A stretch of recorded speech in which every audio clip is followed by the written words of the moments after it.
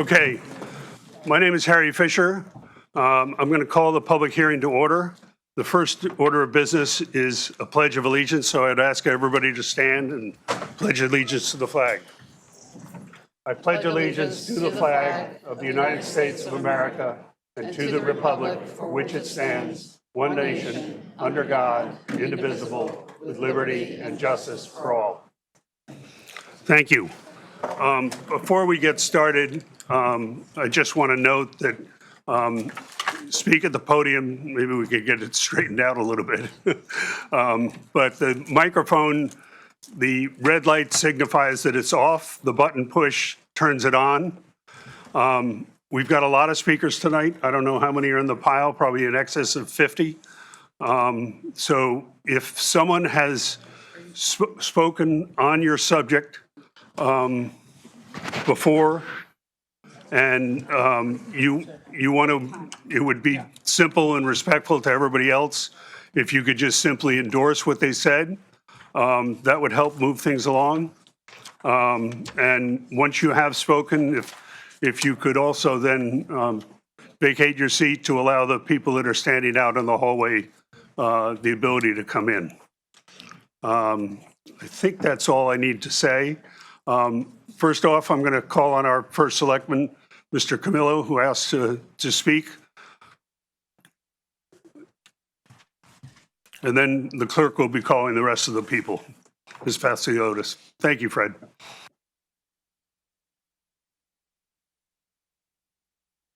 It's like I've never been here before. Good evening, everybody. Mr. Chairman, members of the BET, and guests. I want to thank everybody for coming tonight. It's a great showing. It dawned on me that this is not the first time we've been at capacity, so we may have to start looking, which is a good problem. We may have to start looking for other venues for this night, I think, unless we have another feed in another room. But I do want to thank you all for the hard work you've put in again. It can be a thankless job. I know all these projects and proposals that you've seen over the last several months. I know a lot of you I've spoken to would like to fund every single one of them, but also you have to balance things. I stand in support of all the projects that I presented to you in the budget that are still standing, but I do want to just highlight three of them. The first one is just a clarification and also support of the sidewalk in Old Greenwich. And the clarification part is that there was a map that was put on the website by mistake and should not have been there. Just for points of clarification, the sidewalk proposal that we're in favor of and we're advocating for would not go to the causeway. It would stop before we get to the property that is owned by Lucas Point, which has where an easement has been granted to the town decades ago. So just a point of clarification, it will go up to that where it stops on town property. Totally 200% in support of that project. It would really come on the heels of the very successful project that was approved last year and that was finished this year. So that's one. Old Greenwich School, we were here last year about this, and it's ready to go. It's all teed up. You've heard lots of discussion on this the last few years, but we do know this. Not only is it ready to go and is it needed, and it's needed, we know if we put this off a year, it's not going to be the same price. We know that. Every single thing is going up. The responsible thing to do really is to approve that tonight. And then finally, the Glenville Corridor project, that should be, in basketball terms, a layup. It's been heavily supported by the community, and most of that money is coming back to us. So it's not coming out of our pocket. So that is, those are my three things. And also that will not be, it certainly wouldn't be started in the next few months. So there's some time there, but getting it approved is very important. So again, I really appreciate all the hard work you all did tonight. Good luck. Thanks. Wait, before that.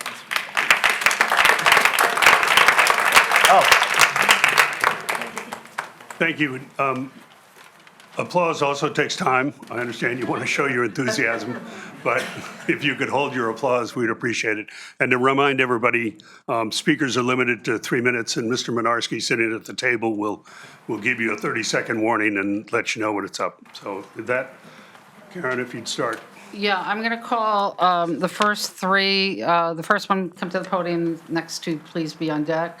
L. Beecher, Kit Evans, B. Evans, and Gigi Evans, first up. And then Addison Reed, Annabelle Field, Dylan Tobin, second up. And then Greg Bound and Cole Sullivan.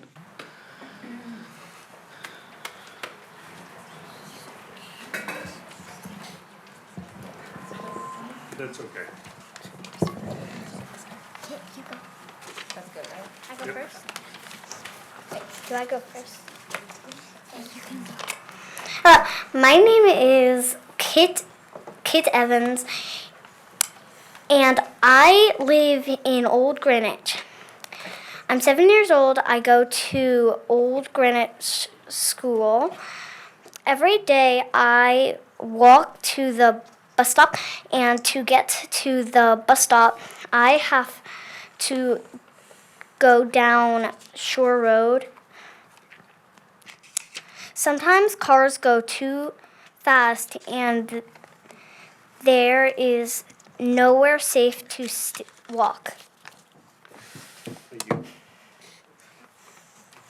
My name is Al Beecher, and I live on Shore Road, and I go to Old Greenwich School. I am 7 years old, and I walk to the bus stop every morning with my mom and two little sisters. I am very scared. Shore Road is dangerous. I am scared we will be hit by a car. There are so many cars. We need to cross the street, but there is no crosswalk. My parents are trying to keep us safe. I want to be able to go to the bus stop without being scared. Please help us get to school safely and don't feel safely. We don't feel safe, and please help our school be renovated. Thank you for listening.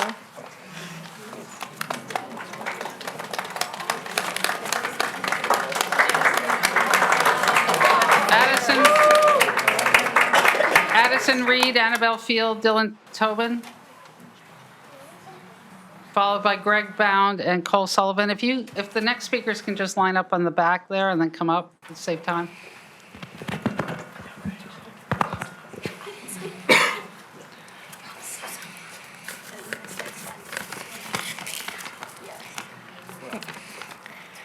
I am Dylan Tobin, a 9-year-old in 3S and a former student of 1G that has experienced the classroom's sewage problems firsthand. Sewage problems, being one of the many areas in my school, is of vital importance, but what's even more crucial is the fact that students in wheelchairs cannot change floor. Crazy, right? How would you feel if you were stuck in a wheelchair all the time and you can't even change floors? And so that's why I'm fighting for my school to get funded and make OGS a better place. Hi, I'm Annabelle Fields. I'm 10 years old and I go to OGS. I'm Addison Reed, and I'm 10 years old and go to OGS. We need to have OGS renovated because I have gone to OGS since kindergarten, and I remember 5 years ago, my mom was talking to me about renovating this school, and it still hasn't happened. I think we need to renovate the school because many custodians have to come in even during the weekend when it is raining just to check if the first floor classrooms are flooding. Also, the stairs in the back outside have cones around them because they are cracked in pieces.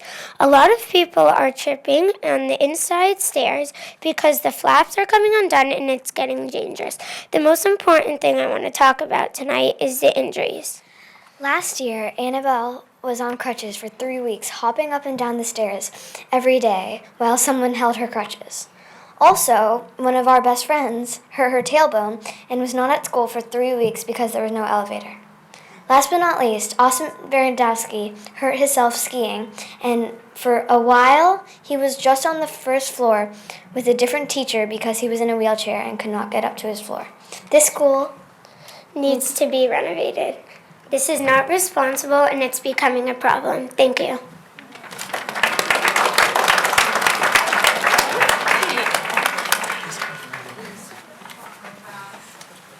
And Cole Sullivan, followed by Alan Gunsberg and Louis Zaxon. I'm Greg Bound. I'm Cole Sullivan. We are a group of concerned high school students in favor of extending the sidewalk on Shore Road to Todd's Point. The road toward Todd's has always been a hub of cars, bikers, and pedestrians, which was made extremely apparent Sunday, March 3rd. On that day, we had unusually warm weather, driving thousands of people to the beach. So many people, in fact, that the line of cars extended all the way back to the three-way stop at the intersection of Shore Road and Sound Beach Ave. At the same time, many other people that live closer opted to walk or bike to Todd's, meaning that many mothers with children and couples with dogs were forced to share the road with hundreds of drivers. There are many photos that show this congestion and lack of safety for pedestrians. These photos show bikers and walkers attempting to make their way to Todd's Point amidst the car traffic on Sunday. Many of these people are accompanied by pets and children, increasing the need for a sidewalk so that they can travel to the beach safely. The fourth photo shows a dangerous curve in the road, this one right here, in which it is difficult for both drivers and pedestrians to navigate. With a sidewalk, those walking to the beach don't need to worry about unseen cars coming around the corner, and the drivers don't need to worry about unseen pedestrians walking in the road. As high school students, we've had experience biking and walking to Todd's Point, and now we're getting experience driving to it. In both situations, the need for the sidewalk is clear. When we bike to the beach with friends, there was always a danger of cars coming around a blind corner too fast. When we ran to Todd's, there wasn't a clear space for us away from the road. Now that we're driving, we have to worry about mothers walking with their children who don't have a sidewalk to safely travel on. The need for the sidewalk on shore on the way to Todd's Point is more apparent to us and more important than ever. Thank you. Thank you.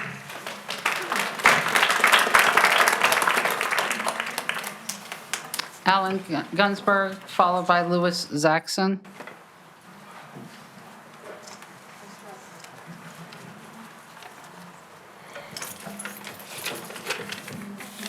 Ladies and gentlemen of the Board of Estimation and Taxation, my name is Alan Gunsberg. I've lived in Costco for the past 27 years, and I'm the chairman of the First Selectmen's Advisory Committee for People with Disability and a liaison to the Old Greenwich School Building Committee. I stand before you today to address a critical issue that demands our urgent attention: the violation of civil rights of students, professionals, teachers, administrators, parents, and grandparents at Old Greenwich School. Every day that this school remains open, we perpetuate this injustice, and it is imperative that we take decisive action to rectify the situation.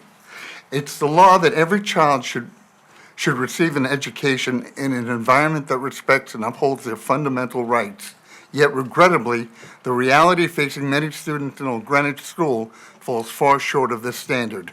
Architectural discrimination that was mandated for change by the federal government in 1973 was never resolved, and we are currently in violation with an OCR from the Federal Department of Education. The town is close to ending this unfortunate chapter of discrimination. Our schematic design has been approved, and when construction is completed, the OCR will be vacated. Therefore, I urge this esteemed board to act swiftly, decisively, and approve the funding for this project. Thank you.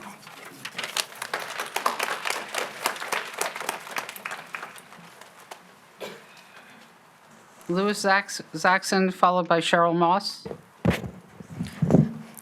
Thank you for allowing me to be on this board tonight. I just want to thank everyone who spoke previously, and I believe all their points are extremely valuable and affect all our students immensely. And I'm not going to go into those since they've already been went into.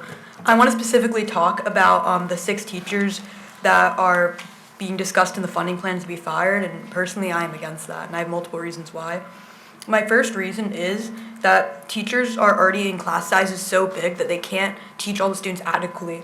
And as a student at Greenwich High School, particularly a freshman who sees many students at many grade levels around the school, I see students literally twiddling their thumbs because there's not enough teachers to even properly educate them in classes like math, science, social studies, or reading, because they can't get to every single student in a class size of nearly 30 kids. By firing more teachers, you're just going to raise the size of the class and cause less students to be educated. In turn, this will lower the ratings of the Greenwich Public School system and cause less people to move into this town, lowering the property, causing the town to have less funding through property taxes, which would in turn just make the education system even worse. For that reason, I believe we should not be firing 6 teachers in the coming year. On top of this, teachers already go through a cut-throat culture, which causes their job to be at a shortage. By firing 6 more, you're just going to be adding gas to the fire. I understand there's a lot of other problems this district is going through and that there's immense budget cuts and issues with funding, but I think this town needs to wake up and realize kids are the future. If you're not educating the children of the future, then if you're not educating the children of the current time, the people of the future will not be able to properly function as a society. On top of this, I believe the town of Greenwich is able to properly pay for these 6 teachers. Assuming the average teacher salary is $72,677, and with Social Security we round that up to $100,000, to pay for 6 teachers, that would be $600,000. This year, the school spent, I believe, $3.2 million, around that number, on improving the front entrance, which lacks many different security concerns, isn't even willing to spend $100,000 on metal detectors and other devices to prevent school shootings, stabbings, and vapes. I believe this town needs to spend their money better, and maybe if they didn't put money into certain things, they could afford to prevent kids from having to worry about their own safety in school and be able to be properly educated. To conclude, I believe this town needs to wake up, pay their teachers, and keep students safe in school. Thank you.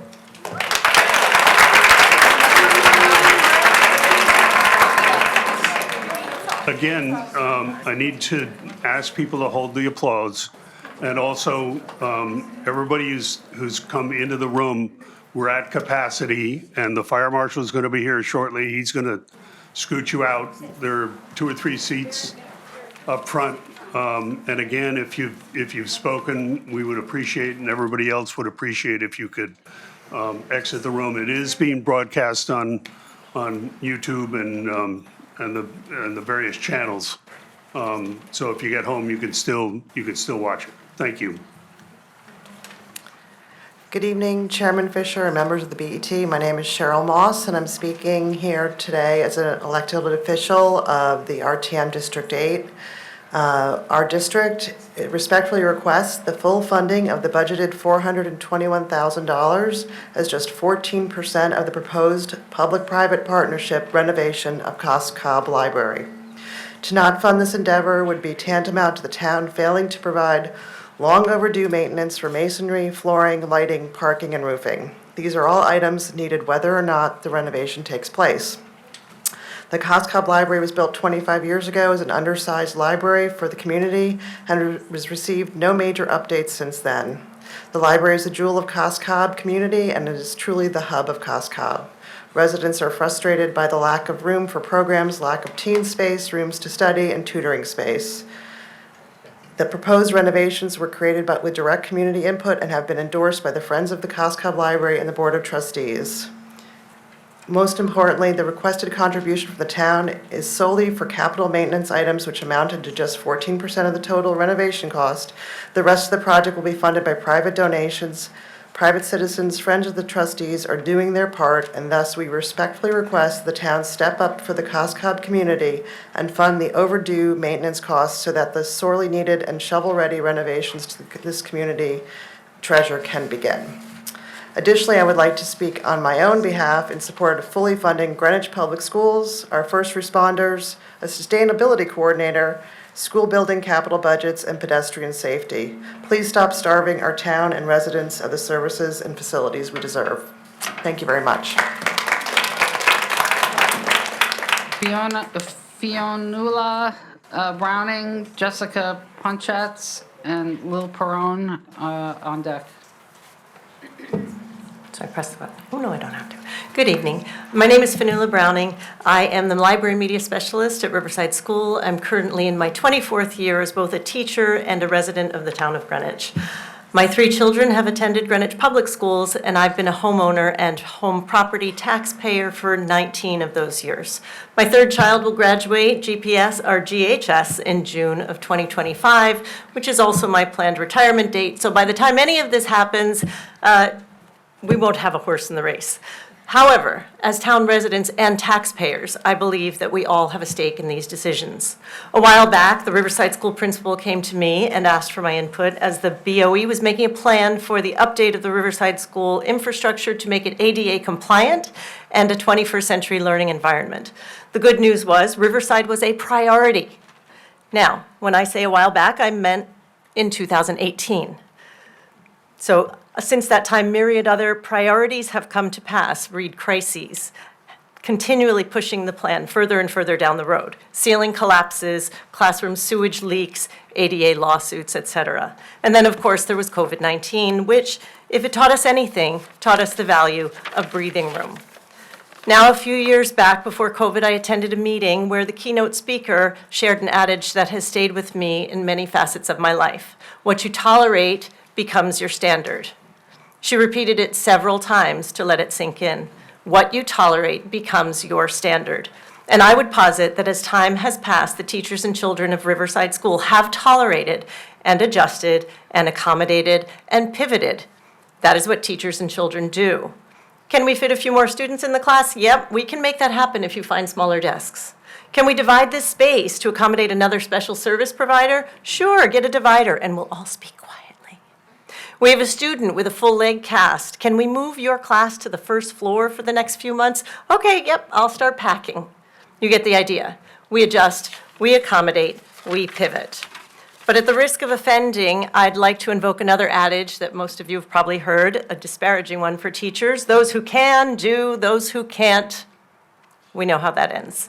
But I'd like to turn that adage on its head. Rather than referring to teachers, let's think of parents and students. Those who can tolerate, do. Those who can't, they take their dollars and they invest them in private school education or real estate in other towns, Darien, New Canaan, where they don't haggle about breathing room. Thank you, and please do your duty and invest in Greenwich Public Schools and town infrastructure. Jessica Ponchatz and Lil Perone, Deborah Armstrong, next two up.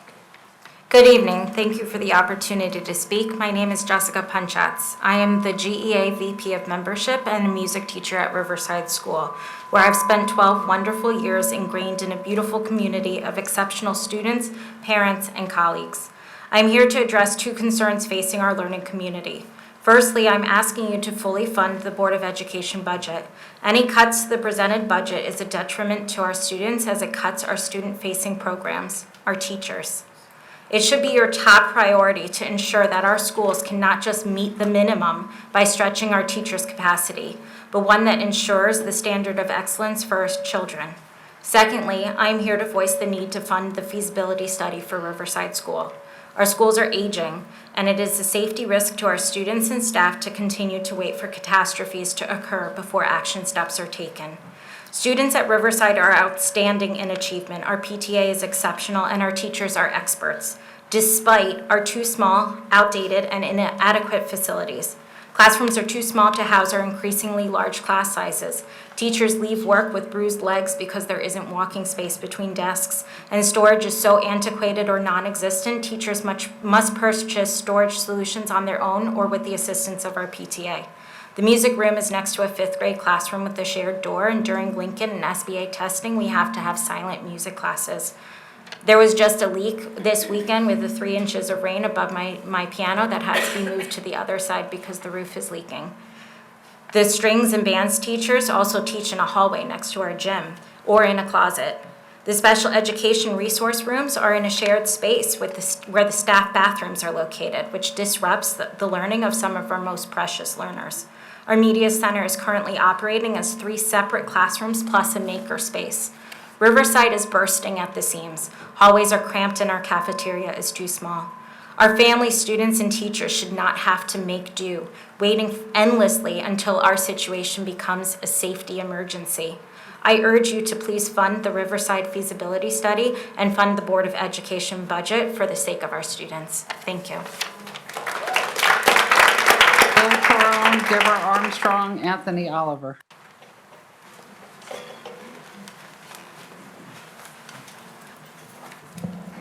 Hope this isn't going to echo all night for our mental health. Okay. All right, good evening, BET members, parents, teachers, and all the community members. My name is Lillian Perone, proud president of the Greenwich Education Association. We are all in some type of leadership role here that comes with great responsibility. Whether we're a BET member, a BOE member, an administrator, a teacher, parent, or our students who spoke tonight as future leaders. With that responsibility comes for us to make decisions that are best for our children, our teachers, and our community, and not based on personal gain, privilege, or party interest. We cannot play politics with our children's education. We must provide a quality education for all Greenwich Public School students. What does that mean? We need to fully fund the budget. There are increases and obligations that are mandated that are without our input.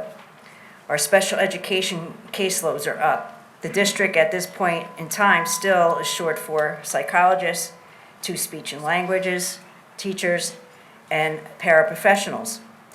There are increases due to legislative mandates.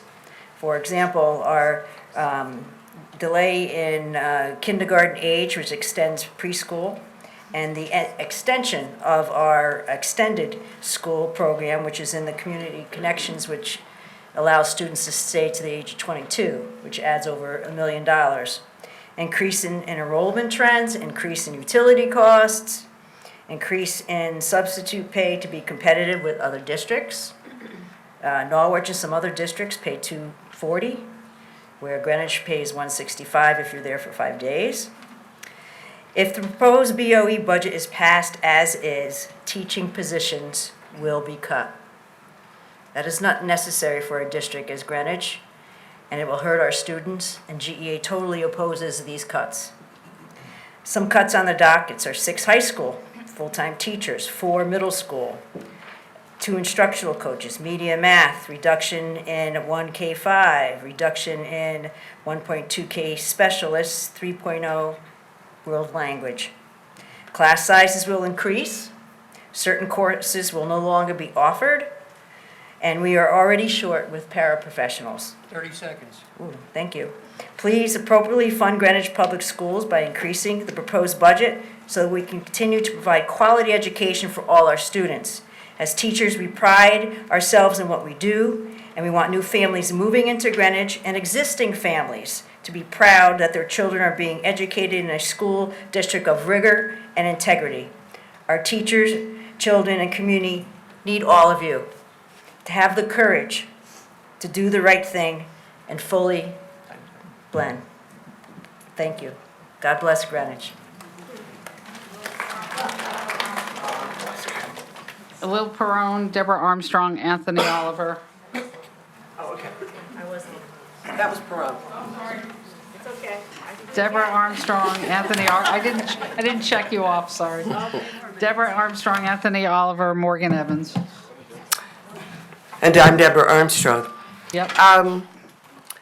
Those of us who sit through these meetings, and that includes you, and follow the talk, the news that comes out of them, we've all heard your skepticism about support for fixing our library. But you know libraries are important. They add value to our neighborhoods.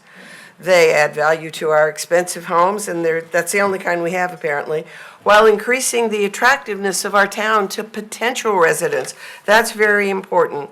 But in reviewing some actual economic data, the truth is, to repair our library and the actual impact on property taxes would be negligible. So for those of you who ride the seniors on fixed incomes would have to sell their homes, that's not true.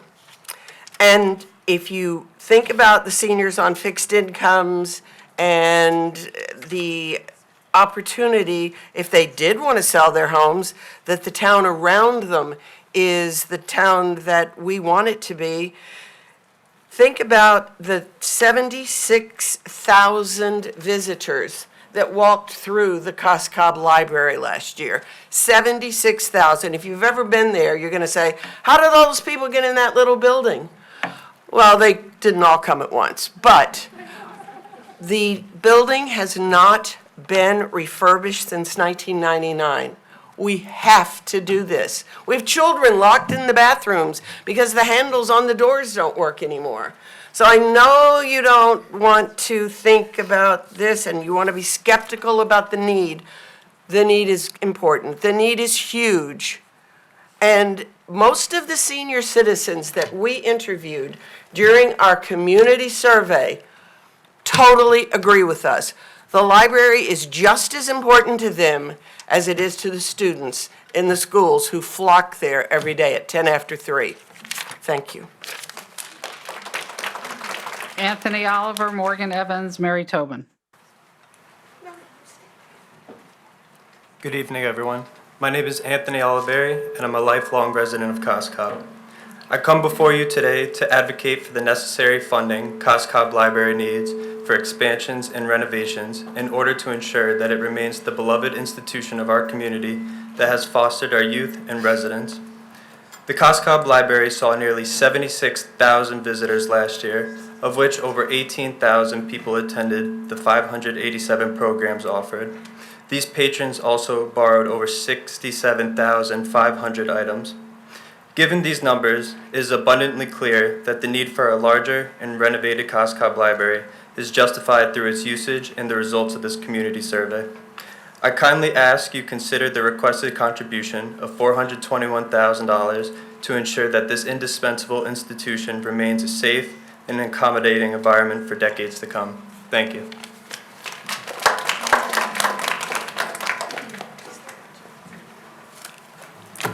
Good evening. My name is Morgan Evans, and I live at 143 Shore Road. I ask the BE... I've tried to.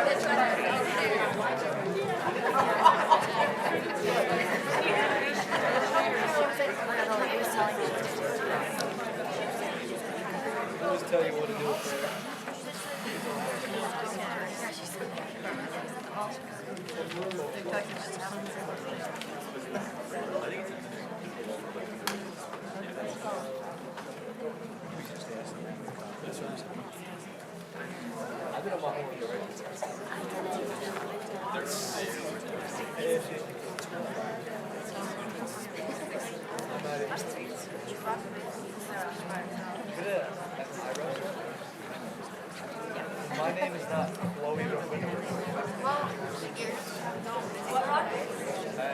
I heard you were talking about me. To your rugby team. Oh, yeah. Yeah, I've said that.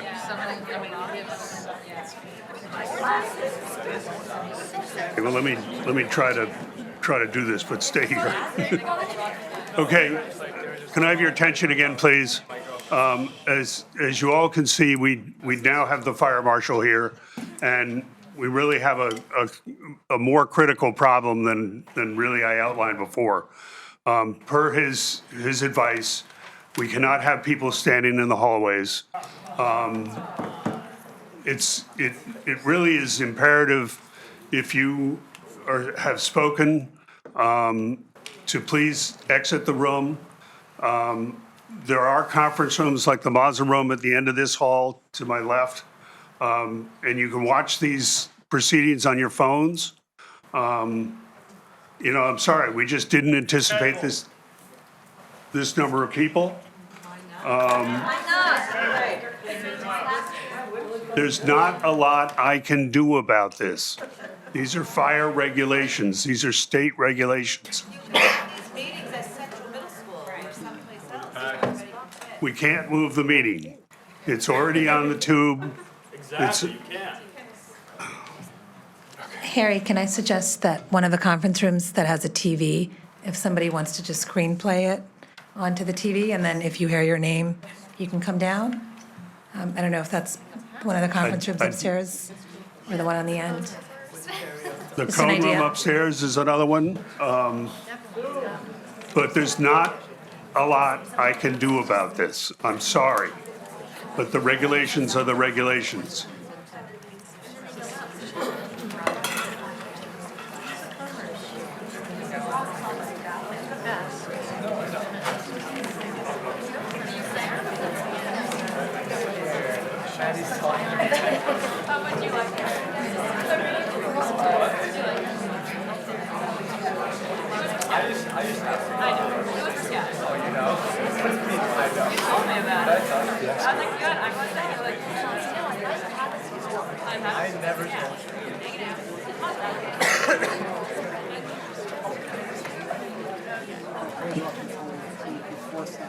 Yeah, Nisha Aurora is going to try to cast her phone to the screen in the Mazza room.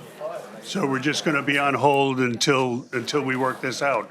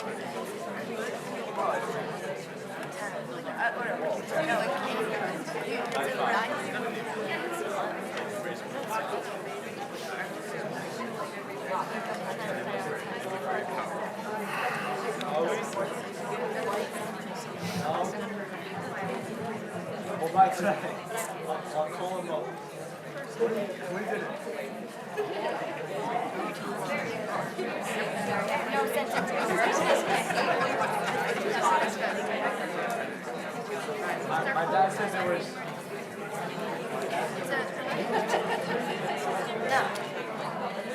Should we both, do you sign in?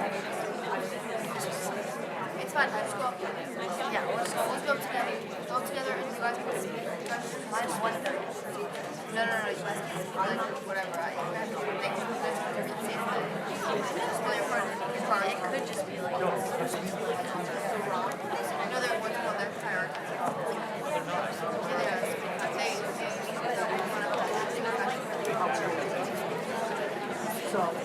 Mr. Fisher.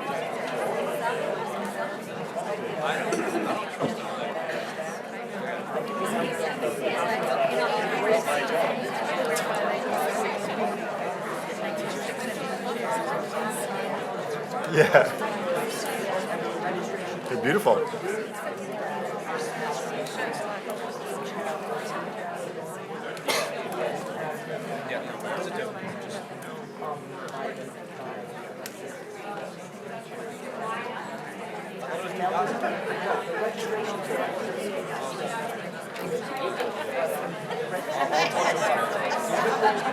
Excuse me, I'm sorry.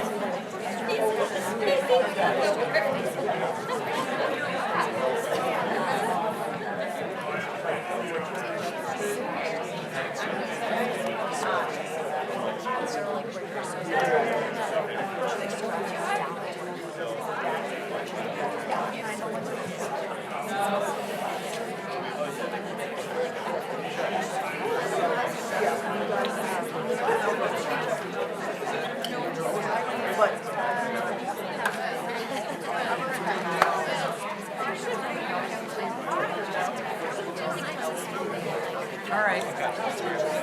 The guy over. Which of you?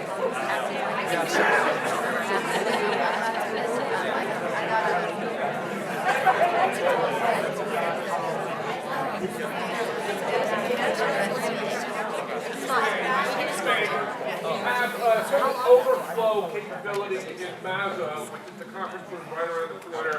We probably can fit a couple of dozen people in there. There's some chairs. Is the Wi-Fi up in there? the TV's working, so, and if your name is called, if you're. Okay, in the Mazza room, there's capacity. Let us do it from here. Okay, go ahead. In the Mazza room, there's capacity for 49 people. So 49 people, if you're in the hallways or standing up, go to the Mazza room, which is down the hall, and to your left. Thank you, Nisha. And that is set up with live stream, so you can see the proceedings. Otherwise, the fire marshal, can I have your attention, please? Quiet, please. If you do not go to the Mazza room and you are standing up, then the fire marshal will ask you to leave. So please plan on either going to the Mazza room, where there's capacity for 49 people, or those who are standing up on the sides of or even sitting on the floor there, you will have to leave the room and the fire marshal will enforce it. Thank you.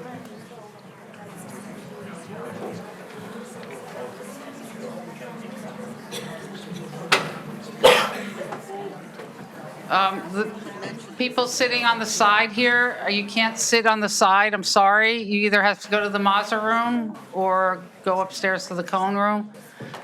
The Mazza room has 49 people. If you can't find a seat, We really are limited to the chairs in the room. The black chairs that are set up is the limit. I'm sorry. All right, I think we can okay, We so can we have proceed. Morgan Evans, who's been patiently waiting. Thank you. Followed by Mary Tobin and Catherine Cooper. Thank you. My name is Morgan Evans, and I live at 143 Shore Road. I asked BET to fund a survey of Shore Road from Sound Beach to Todd's Driftway. Our community is not safe for pedestrians. I grew up in Old Greenwich. In the 1970s and 80s, kids could easily get around the neighborhood by walking through adjoining yards. Back when most landscaping was done by residents, Sound Beach and Shore Road were flanked by unadorned lawns with a visible footpath running parallel to the road. The proliferation of walls, fences, and well-groomed hedges has eliminated cut-throughs and pushed pedestrians off footpaths and into the roadway. The town has long been aware of the problem. In 2003, officials from the town of Greenwich participated in a Safe Routes workshop which mapped, and I quote, dangerous walking areas of Old Greenwich. Shore Road was second only to Sound Beach as a street of greatest concern. In 2006, the Selectmen's Pedestrian Safety Committee identified Shore Road as a first priority for new sidewalk construction. The committee highlighted the many recreational walkers to Todd's Point and the school children who use this road.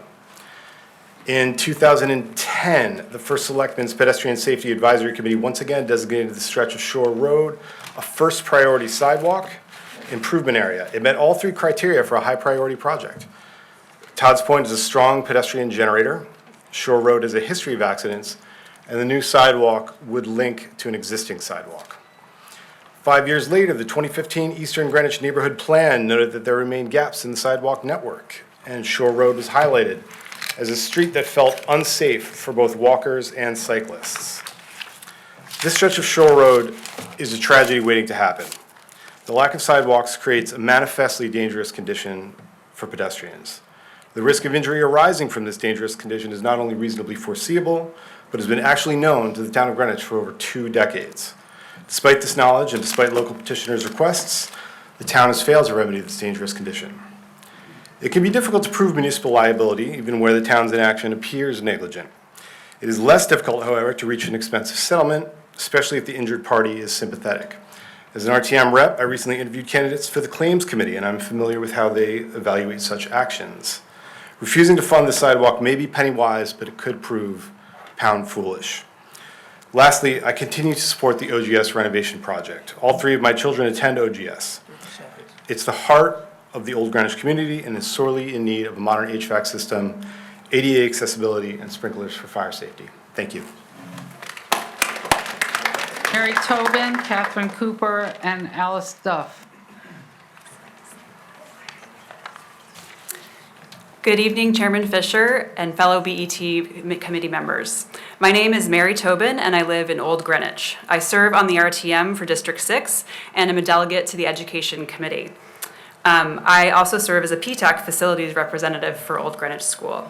I am speaking for myself tonight as the proud parent of a third grader at OGS. My son Dylan, who spoke earlier this evening, shared his thoughts about Old Greenwich School.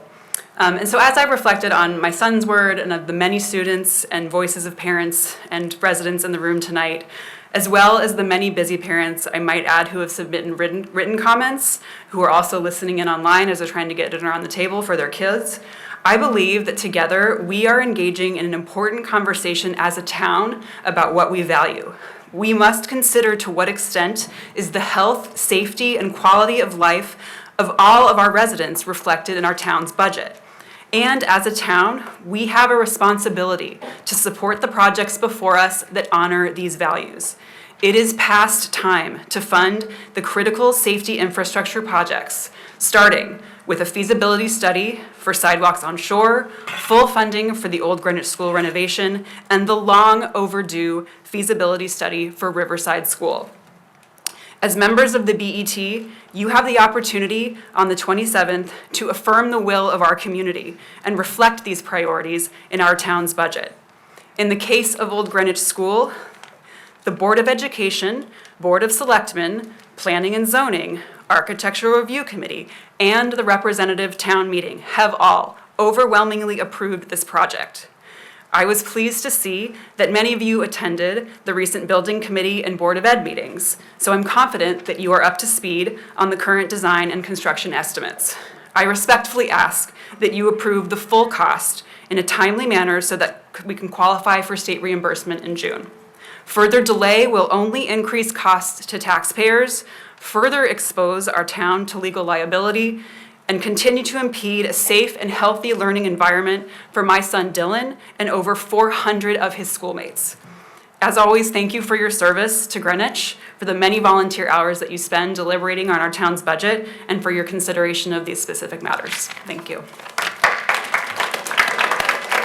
Catherine Cooper, Alice Duff, Maggie Bound. Hi, I'll be quick. Good evening, Chair Fisher and members of the BET. Thank you for your time and service to the great town of Greenwich. My name is Catherine Cooper. I'm the Old Greenwich School PTA president. I'm here tonight to speak in support of the OGS renovation. The PTA continues to support this project. Our school is desperately in need of a renovation for reasons that you have heard repeatedly. The OGS Building Committee and their teams have painstakingly gone through every detail. Let there be no more excuses for delay. Time is of the essence as construction costs are rising and the deadlines for state reimbursements are looming. Failure to approve the full amount will result in the loss of $80,000 in state reimbursement funds and an estimated $3 million increase in construction costs. That is a tremendous amount of taxpayers' money that could be used on other important projects like the Riverside School feasibility study and safe walking paths proposed by Sidewalks on Shore. Please approve the full renovation request for Old Greenwich School as approved in the ed specs and by the Board of Education. Thank you.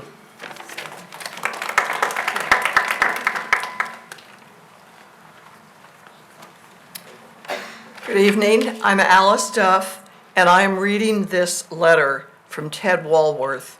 He is the president of the Northeast Greenwich Association. He's also on the Inland Wetlands and Watercourses Board and is attending that meeting tonight.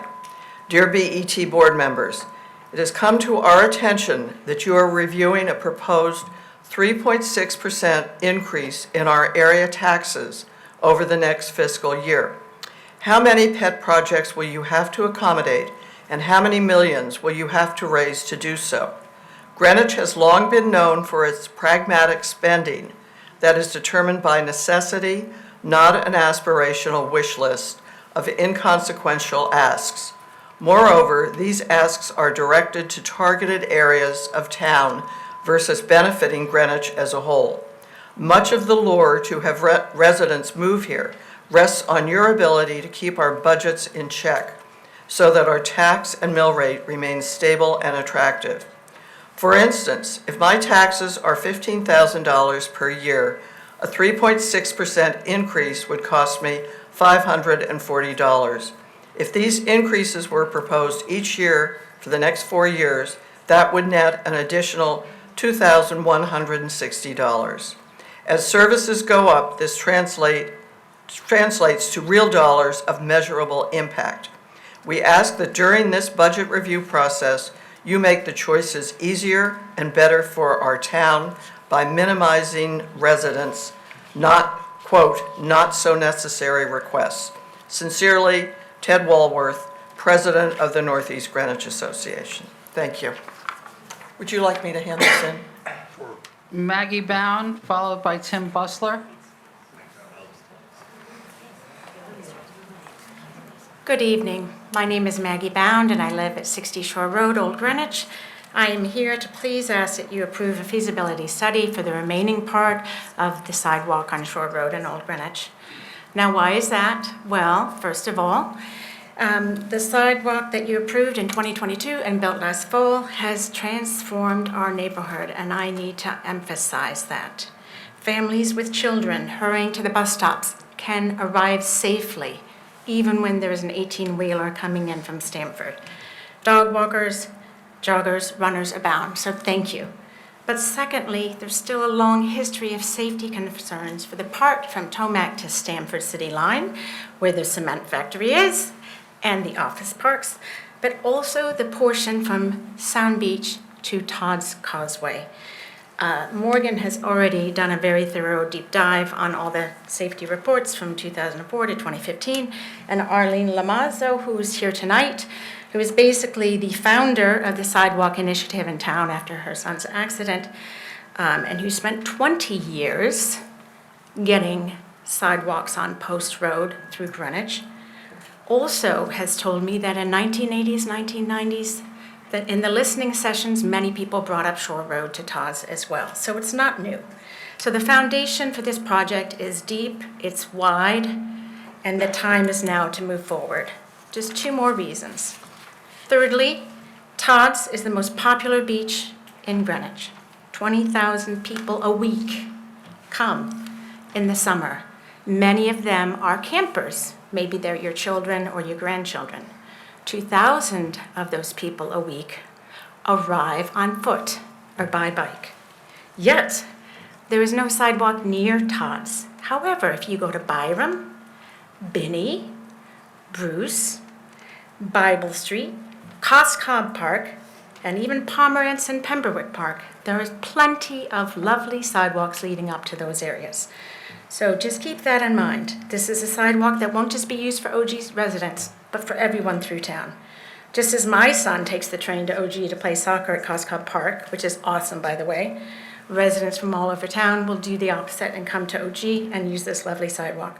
Finally, just to remind you, it's the most often requested project that the Department of Public Works in Greenwich receives. Wow.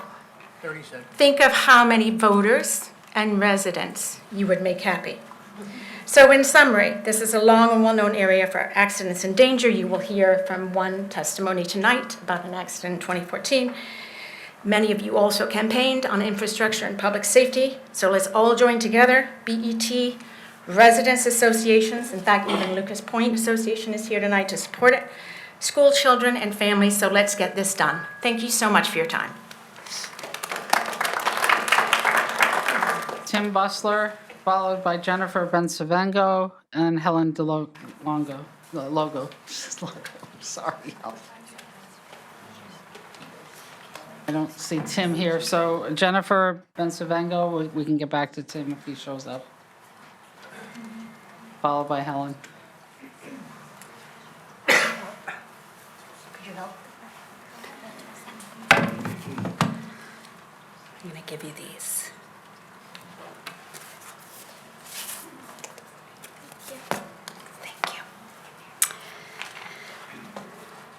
Good evening, members of the BET, friends and neighbors.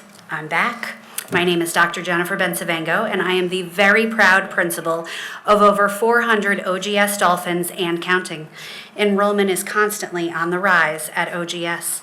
As you know, our school's very necessary renovation project is before you again for the 7th and hopefully final consecutive year. Thank you to Mr. Camillo for including full funding of the OGS renovation in the proposed capital budget for fiscal year 2025. And I would like to echo his strong statement earlier. The responsible thing is to fund this tonight. I would like to publicly thank our tireless, talented, and dedicated volunteer committee, led with pride and confidence by James Waters with his one-word mantra, onward. Onward indeed. We have met officially 83 times over the last 75 weeks, have participated in countless design meetings, budget meetings, architect, engineer, contractor walkthroughs, and completed hundreds of hours of report and design review, all done to provide our community the answers to every question, a fiscally responsible and fully vetted budget, and comprehensive design for our project. As this is the 15th time I've stood before you advocating for our school's necessary renovation, and some of you haven't had the opportunity to visit, I've brought some visuals. These images, which I'm happy to leave with you, show the latest complication of water penetrating the school's foundation, plaster walls, and accumulating on the stairwells at the front entrance of the school during a recent storm this month.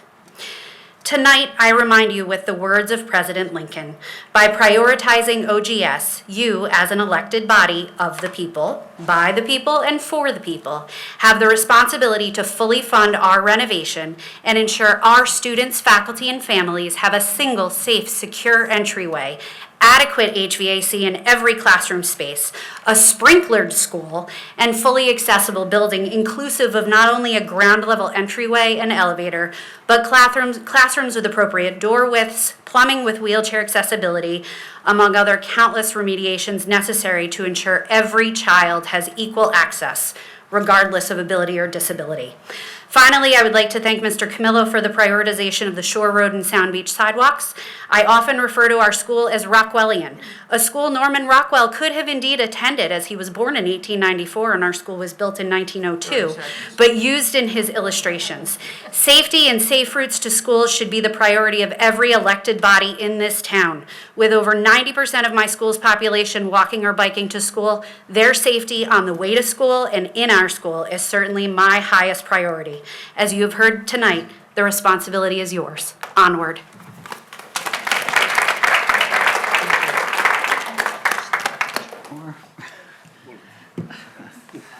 Helen Delago, followed by Janet McMahon, and then followed by Kristen Beecher. Good evening. Thank you for your volunteering service and all your hours. I'm speaking as a senior. Born in Greenwich 90 years ago, and I was lucky to go to our wonderful school that we have here, our system, and then on to nursing school in New York.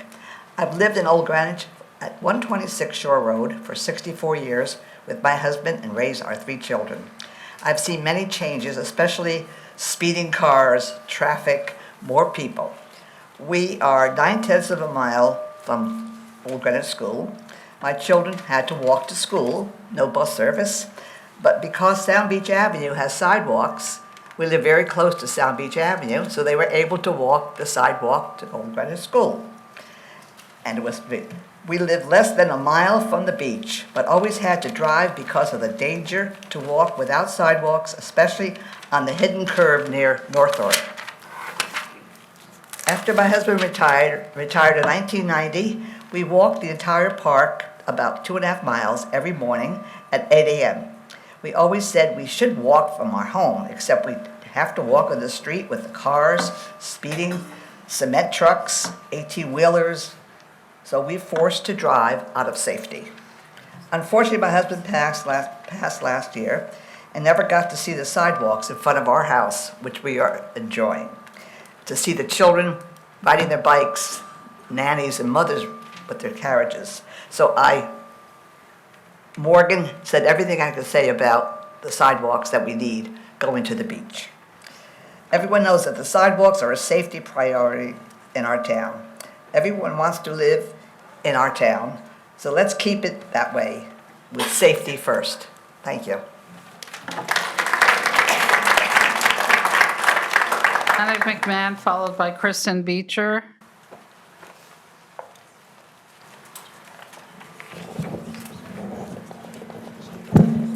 Good evening. Thank you for your service to this town, and thank you for the opportunity to speak to you tonight. My name is Janet McMahon, and I'm speaking tonight as chairwoman of the PTA Council Facilities Committee. Our committee is in full support of the Board of Education's capital budget request, and we'd like to reiterate our support for the following projects, which are at the top of our school community's priorities. The Old Greenwich School renovation remains our number one ask, and we respectfully request that full funding is appropriated so that it is shovel-ready by summer of 2025 in compliance with the settlement we reached with the Department of Education's Office for Civil Rights. Poor ventilation, sewage problems, flooding issues, a lack of a secure entryway and fire protection, and ADA noncompliance are safety and health issues that can no longer be deferred, overlooked, or given temporary fixes. Time is money, and in the past 9 months, we've already added $3 million to the cost by delaying it a year. If we delay it another year, it'll add another $2.2 million. Our second but equally high priority ask is that you fund the Riverside School feasibility study. Now that projects at OGS, CMS, and JC are underway, it is time to move forward with Riverside. Completing feasibility would be a big step forward in addressing safety, security, accessibility, and capacity issues that were documented more than 6 years ago. It would also determine the scope of the work that needs to be done to address these issues, thereby giving the town a more reliable construction cost estimate to work within its longer-range capital plan. Third, we ask that the GHS Cellular Improvement Project not be cut as it has been for several budget cycles. There is no cellular service within Greenwich High School, and we cannot overstate the significant security and safety risk that this poses. With respect to the Julian Curtis renovations, we support the one-year delay in JC funding to align with the timeline of construction, which remains on track with the phased approach begun last year. We respectfully ask that no further cuts be made. Although not directly school facilities related, PTAC Facilities also supports the Byram Traffic and Safety Improvements line for $150,000 in the town capital budget. As you may know, busing is not provided to children in this area of town, so these critical pedestrian safety improvements would be essential for the school-aged children who walk to their neighborhood schools twice daily. Finally, while outside of the scope of PTAC Facilities, as a committee composed of GPS parents, we cannot remain silent about another critical piece of the GPS budget, the operating budget. We ask that you fully fund the Board of Education's operating budget so that our students' academic experience and educational opportunities remain intact. Investing in public education is investing in our property values. Thank you for your time and consideration.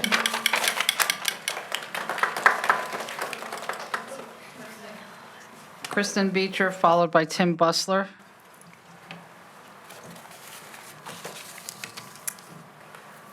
Hi, everyone. My name is Kristen Beecher, and I live at 143.5 Shore Road in Old Greenwich.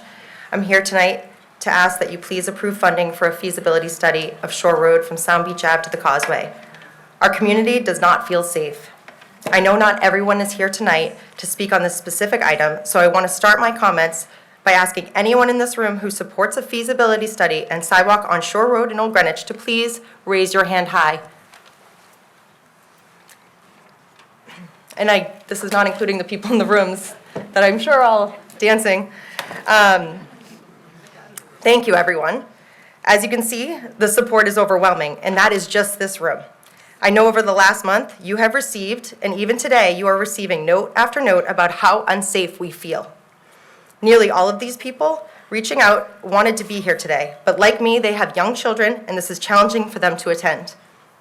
I'm here to represent the hundreds of children this impacts today and the thousands to come, as well as all the parents who just want a safe place for their children to walk to and from school and to stand at a bus stop on Shore Road.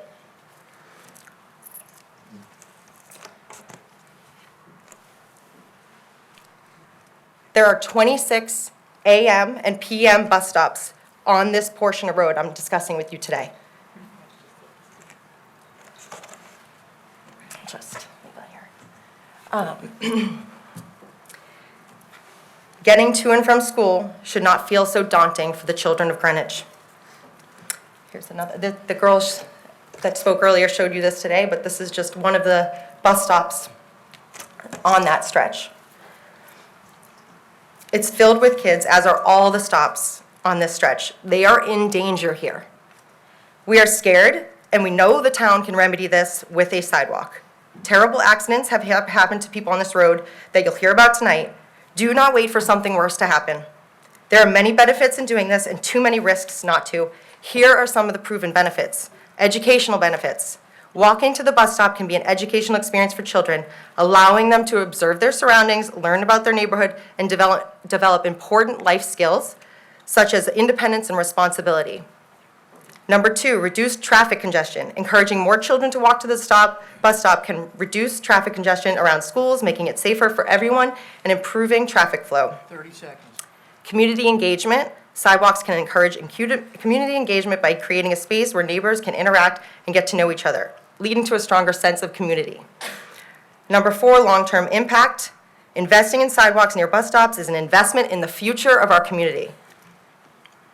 Number 5, equity and access. Sidewalks can ensure all children, regardless of their background or circumstances, another thing you'll hear about tonight, have equal access to safe transportation to school. Of course, okay. Well, thank you for your time and all that you do. Kim Bustler, followed by Nicole Zausman. Good evening, ladies and gentlemen of the Board of Estimate and Taxation. I'm here to speak tonight about flooding in the West Brothers Brook and infrastructure, and specifically 2 projects, the North Street Bridge and an additional $8+ million project that has popped up on the Flood Erosion Control Board. But being that it's Holy Week and so many of us have been attending services, I wanted to do it in a different context, which is I was thinking of the teachings of the theologian Paul Tillich, who in Dynamics of Faith talks about faith, doubt, and courage. And I want to tell you, this is the 3rd year I've been here to do this, so I'm showing some faith in the system that we can make some improvements, and I appreciate your efforts.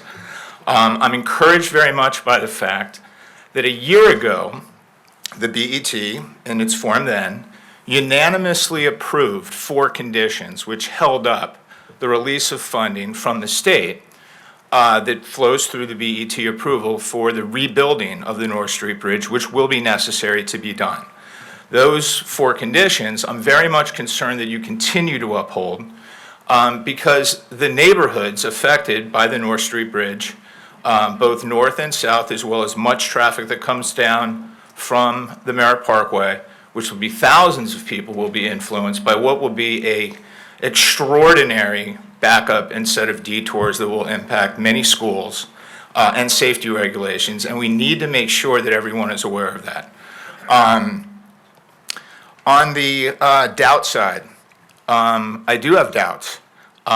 In 3 years, we've seen nothing actually done by DPW, despite many requests. I've seen nothing in our neighborhood improved by the Flood and Erosion Control Board.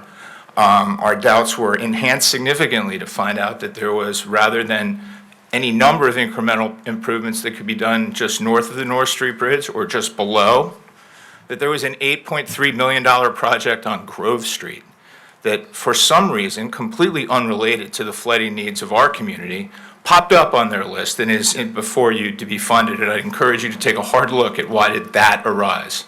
I'd also encourage you to encourage DPW to explain to us, while there are 4 homes being torn down and rebuilt and 1 being subdivided, which is now in front of P&Z on Ridgeview Avenue, there have been no improvements or plans for improvements to drainage infrastructure that continues to flood our neighborhood, which just occurred this past Saturday once again.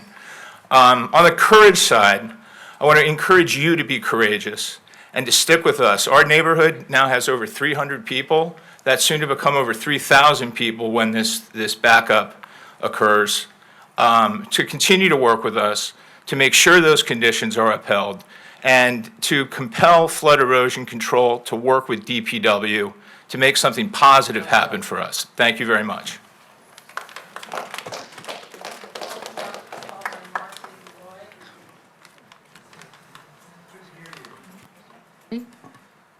Nicole Zausman, followed by Marcy Malloy.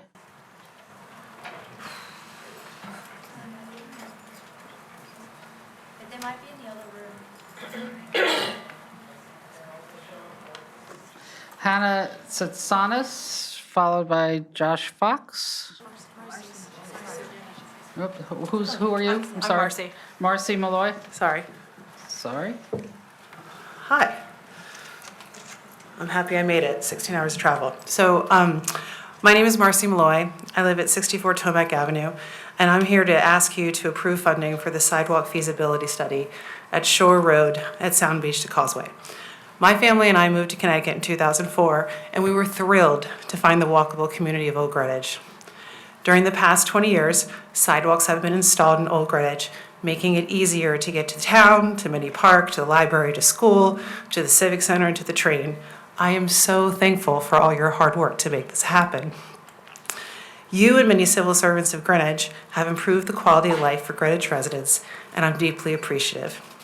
Unfortunately, improving access and quality always comes with a cost. Essentially, creating an iron triangle of quality, access, and money. Although I'm not in the business of running a town, I'm familiar with the iron triangle as I've been a primary care physician for over 20 years. My job as a primary care physician is to be an advocate for my patients, providing and helping my patients access quality medical care while working within the cost restraints of health insurances and finances. As you all know, this is not easy. There is one foundational principle in both of our lines of work. That is to help with safety and prioritizing safety. Both you and I are required by law to ensure safety. You, the safety of the citizens of Greenwich, and me, the safety of my patients. The lack of sidewalks on Shore Road to Todd's Point is a major safety issue that needs to be fixed. Pictures usually speak 1,000 words, so I invite you to view these pictures of my husband, Kevin. He was hit running on Shore Road on a beautiful Sunday in July in 2014. He suffered multiple face, arm, hip, knee, and head injuries, including a severe concussion which prevented him from working and prevented him from functioning well for several months. He's lucky to be alive. The driver denied fault, and thus a lawsuit ensued. Thankfully, the judge's ruling was in my husband's favor. The lack of driver visibility of runners and walkers on Shore Road due to large hedges, narrow roadways, and a lack of sidewalks were main points of discussion at the lawsuit. At the time of the accident, I was too busy taking care of my husband and my family to focus on the safety infrastructure issues on Shore Road. I was also too trusting that our town recognized the need to continue the work of installing sidewalks to the most visited resource of Greenwich, Todd's Beach. 10 years later, we have no sidewalks and are continuing a life-threatening issue. In hindsight, perhaps my husband and I should have sued the town, not for money, but for the demand that the sidewalks be placed on shore so that what would happen to my husband doesn't happen again. Prevention and illness of accidents is often the best medicine and policy. Yes, a risk-benefit and cost analysis is necessary, but funding a feasibility project is absolutely less costly than a lawsuit and a settlement. You are obligated to do this. Thank you so much. Hannah Sonis, followed by Josh Fox.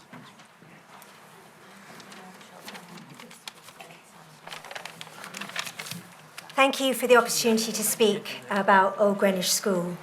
I apologise if I repeat anything, but as Dr. Benzavengo said, many have been repeating themselves for years, so I'm going to carry on in the hope that something is finally done. You've had children stand before you as they've told of months separated from their peers while their leg is in a cast. You've heard from parents driven with anxiety over safety concerns with no building-wide fire extinguishers and safe entryway. Residents calling to save the most iconic building in our small town. The school principal tell of the adverse learning environment with no central HVAC and how custodians have spent the night battling against flooding and sewage to ensure it's safe for children to come to school the next day. After all of that, and the committee meetings and the building committee and architects' presentations and public comments, I thought to myself, what more can I possibly add by coming here this evening? And yet here I am, as are all of us, speaking in support of fully funding the renovation, because we can't believe that maybe it will be denied and delayed again. There is surely no doubt that this is an obscene and urgent state of affairs. And I won't go into how it's been allowed to get to this point, but what matters now is that you have the power and duty to act and to solve everything. The community is in overwhelming support, including parents, every other town board and entity apart from the BET, and taxpayers, tax-paying residents, that includes me. My child graduates from OGS next year. She will not personally benefit from this renovation, but as a Greenwich resident, I know that not funding it right now, and not funding Riverside School too, which is just as bad, as I've heard, not funding them jeopardizes the reputation of Greenwich and in turn property values, and will result in the raising of taxes as costs go up incessantly, as we've heard. I quote myself from almost a year ago today. All these delays imply there is no genuine commitment from the BET to Old Greenwich School, and next year we will be back here having the same discussion all over again. And here we are. My eldest daughter is now old enough to have been left in charge tonight rather than me hiring a babysitter, as I did then. And I sincerely hope and ask you that we don't wait till she's graduated high school before this project is approved. And finally, on a different note, I would like to voice support for the feasibility study of the Shore Road sidewalk extension. It would make an incredible difference to the safety of everyone using that road if this could happen. Thank you very much. Josh Fox, followed by Simon Bound.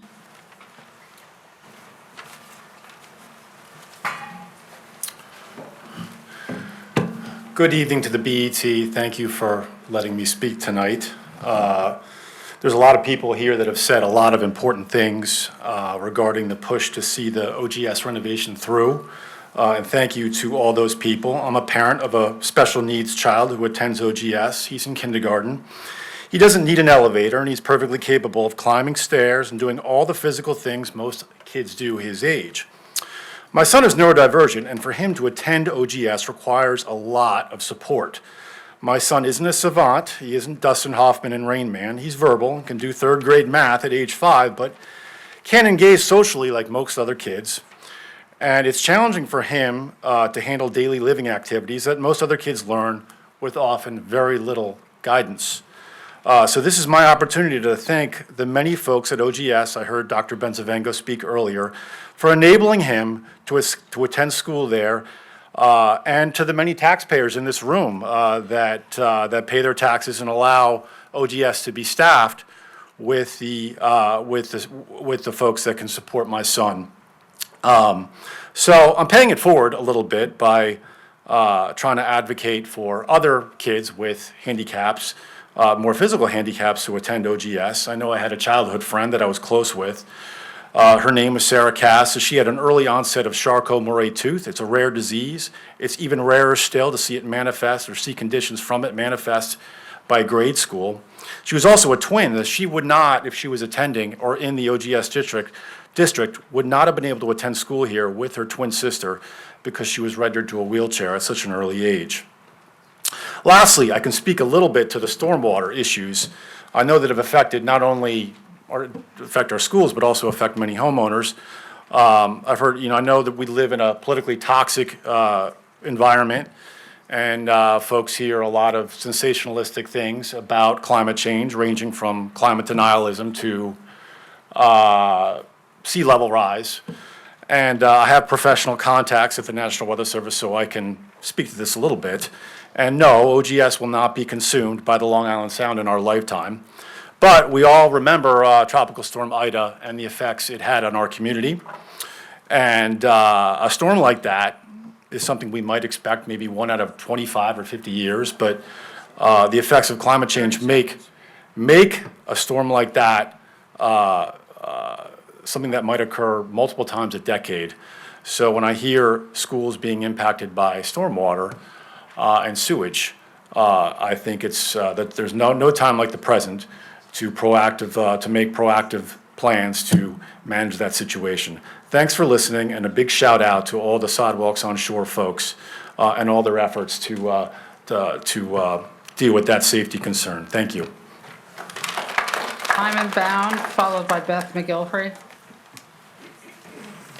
Simon Bound, live on Shore Road. Shorter speech tonight. Thanks for Sidewalks on Shore 1. It's brought enormous benefit to the community. A shout out to DPW. On time and under budget. I support Sidewalks on Shore 2. Thank you. Beth McGilvery, followed by Helen Mayer. Sorry, butchering the easy names. Good evening. Thank you, members of the BET. The pattern of mismanagement within our town building committees is concerning and warrants immediate attention.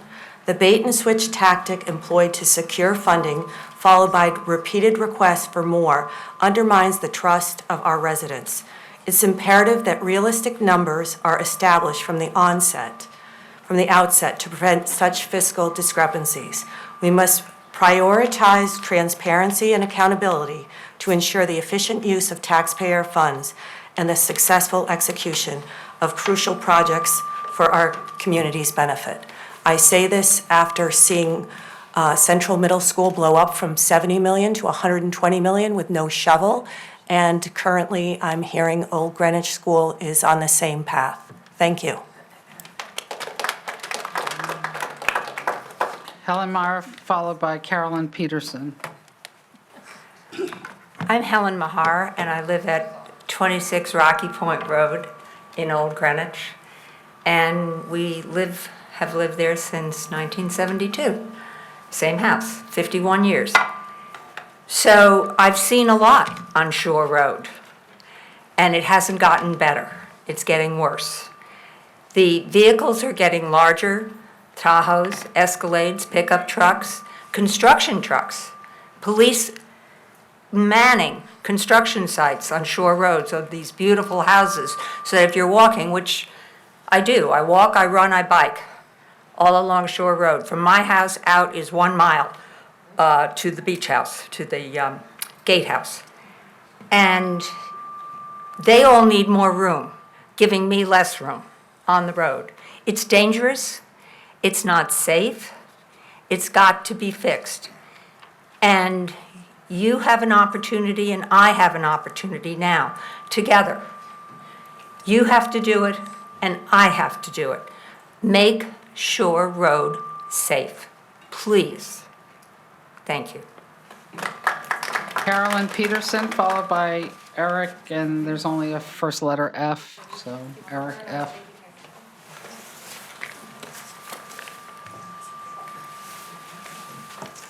Good evening.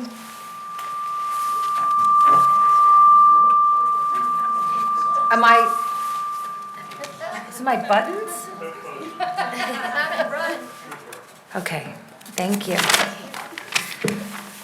Good evening, my name is Carolyn Peterson, and I live at 25 Lincoln Avenue, Old Greenwich.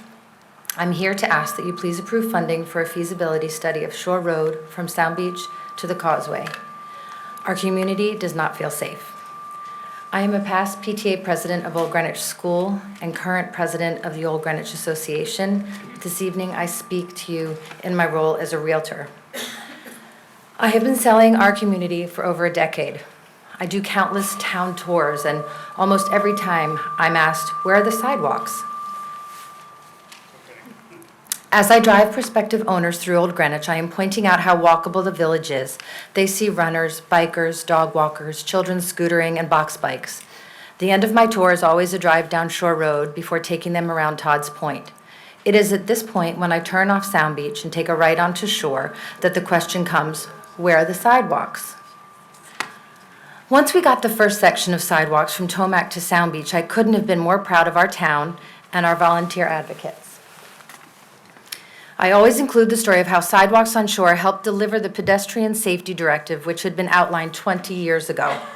Ever the optimist, I'm thrilled to have our sidewalk now and cannot imagine OG without it. However, the job is only halfway done.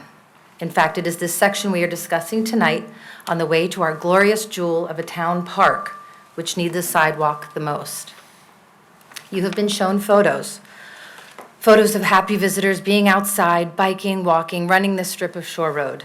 And you have seen photos of unfortunate incidents where, having ignored pedestrian safety studies, that's led to horrible accidents. These accidents could have been avoided. Future accidents must be avoided. In this last election, both First Selectman candidates spoke in their campaigns of pedestrian safety as a key focus for the town. This cannot be ignored and must be addressed before we have another unfortunate accident. Of course, having stood here with Dr. Bensavengo and many of my colleagues for years, I too am in support of the OGS funding, as well as, of course, our sister at Riverside. Thank you. Eric, I only have a first initial F, followed by Kim Nielsen.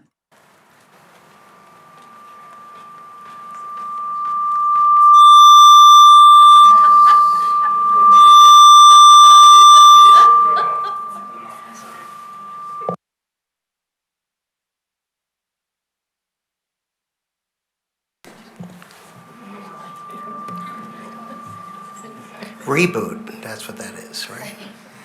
My name's Eric Furno, and I am president of the Meadowbank Association, and Meadowbank is a road that's on shore, and I have grown up in Old Greenwich, and I've lived on Meadowbank for over 20 years, and everyone knows we need these sidewalks.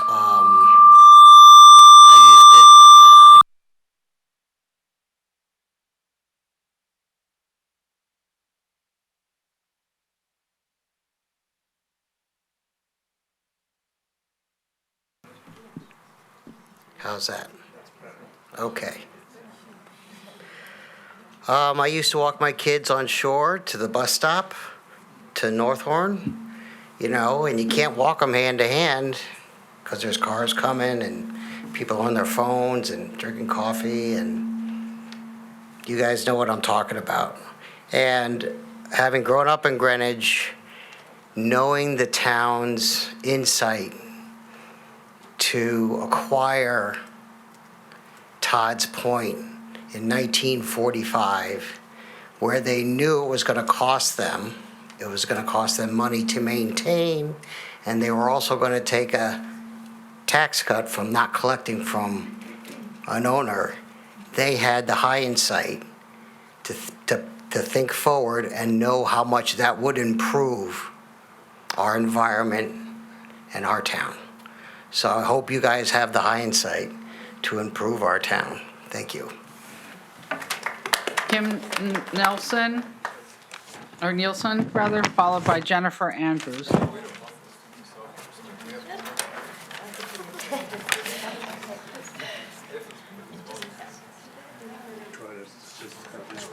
I don't know who they are. Who are you? We don't know your names, so we don't know where you are on the list. Yeah, I know that, but what are your names? Madeline Jones. Omar Galal. Is she Marcy? Kayla Javi. Joel Molina. Yeah, okay. Do you mind if they go, and then I'll find Madeline Jones? Madeline Jones?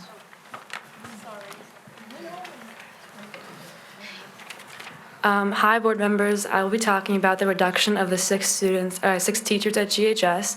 I am Madeline Jones, freshman vice president. I understand that there are budget cuts that need to be followed, but removing 6 teachers will not benefit the school in any way. From personal experience, going from middle school to high school is a difficult process. The school is much larger, and students are given more work than what they are used to. It helped me to ask my teachers questions and meet with them privately before or after school to go over work. And removing teachers would no longer allow me to do so, and would cause classes to be larger than they already are, which is huge. This would mean that teachers would have less time to individually focus on students and make sure that everyone understands the various advanced topics that are offered. Please take this into consideration. This would be a huge problem and will jeopardize all students' education. If you want students to succeed, and this is a step in the wrong direction. Thank you for listening.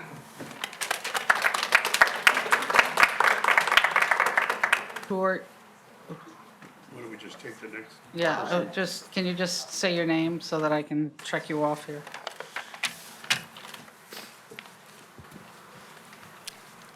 Can you say your name, please? Oh, sorry, Omar Galal. Okay, thank you. Got it. Galal. Good evening, members of the board and everyone in attendance. My name is Omar Galal, and I'm the student body vice president at Greenwich High School. I'm here today to object to the portion of the Board of Education budget that reduces the Greenwich High School faculty by 6 teachers. With me today are GHS students and teachers, and we are the most meaningful source of input to any discussion related to education. I point this out, and I would also like to point out that the turnout today from students and teachers is a reflection of how serious our concerns are about the teacher reduction. Members of the board, I'm sure you all have some sort of methodology when it comes to assessing the validity of any proposed budget. Please allow me to tell you about my methodology. It's very, very simple, but I think it's relevant, and it revolves around the notion that the impact of the budget should not conflict with the objective of the budget. The objective of the BOE budget is the mission of Greenwich Public Schools, which is, and I quote, "to educate all students to their highest level of academic potential and to teach them the skills and knowledge to become capable, creative, and responsible members of society." Now, does the impact of the teacher reduction align with this objective? Of course not.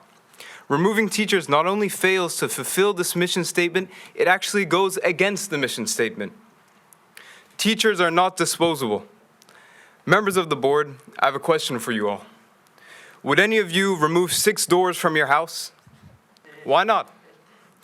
The house would still function. You could still enter and exit the house. But when the weather takes a turn, you will face cold days.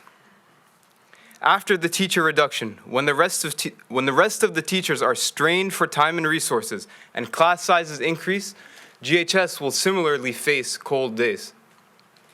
In other words, removing teachers is akin to removing doors of opportunity, doors of growth, doors to academic excellence. That's enough door talk from me. The teacher reduction in the BOE budget is absolutely unacceptable. It's unacceptable. But I'm optimistic because I have faith in the BET that they will rectify the mistake in this budget. So please, don't let me down, don't let us down, and keep our teachers at Greenwich High School. Thank you for your civil service, and have a good evening. Go ahead. Okay, thank you. I don't know if that's in order. Kayla Jaffe.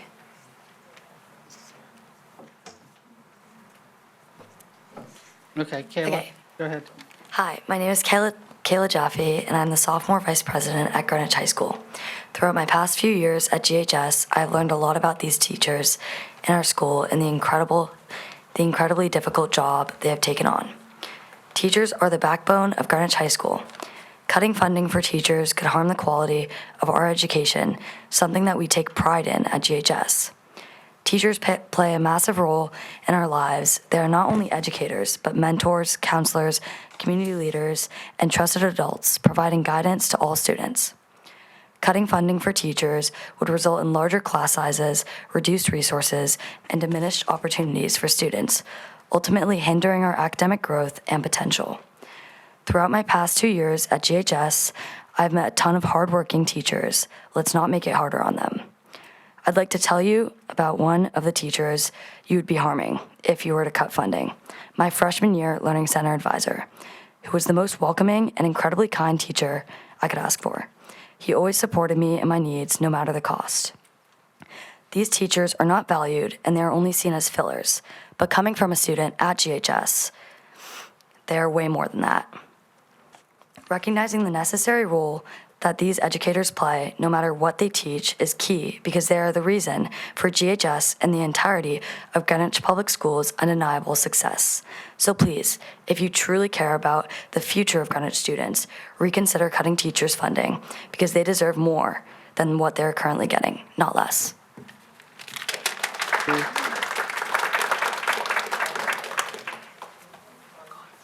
My name is Gloria Alexandre.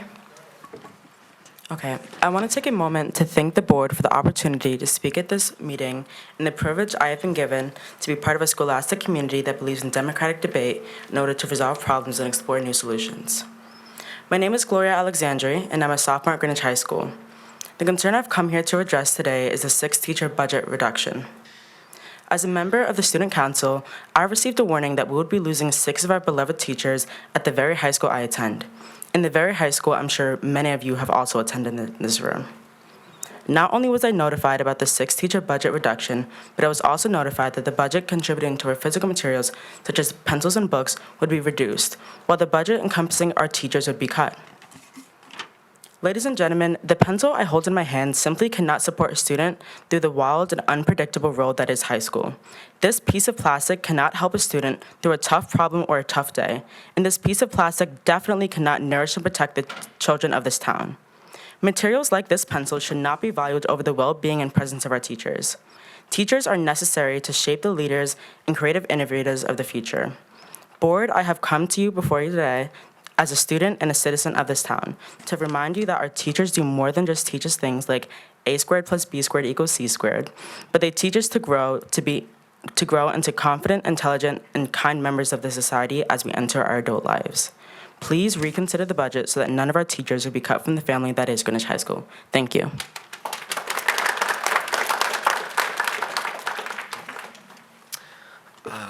I'm Joel Molina. Good evening, members of the BET. I'm Joel Molina, the sophomore class president of GHS, and as a representative of the student body, I stand before you with a plea. I recognize the importance of budgetary responsibilities, but cutting our GHS teaching staff by 6 threatens our future. Think back to your own education. How many of you were inspired by a teacher who left a lasting impact? Someone who went above and beyond. By reducing our teachers, we are risking depriving future generations of that same inspiration and opportunity. Just adding another student to another class adds another 5 minutes of grading papers. Across 5 classes, that's an additional 25 minutes for a teacher. This adds to an already heavy workload for our teachers and is less individual attention per student. Our town's future success hangs on the quality of the education we provide. We urge you to remember the teachers who shaped you and consider the impact of your decisions on the next generation. Preserving our teachers is an investment in our joint future, ensuring that every student has the chance to succeed. Thank you for your time and consideration.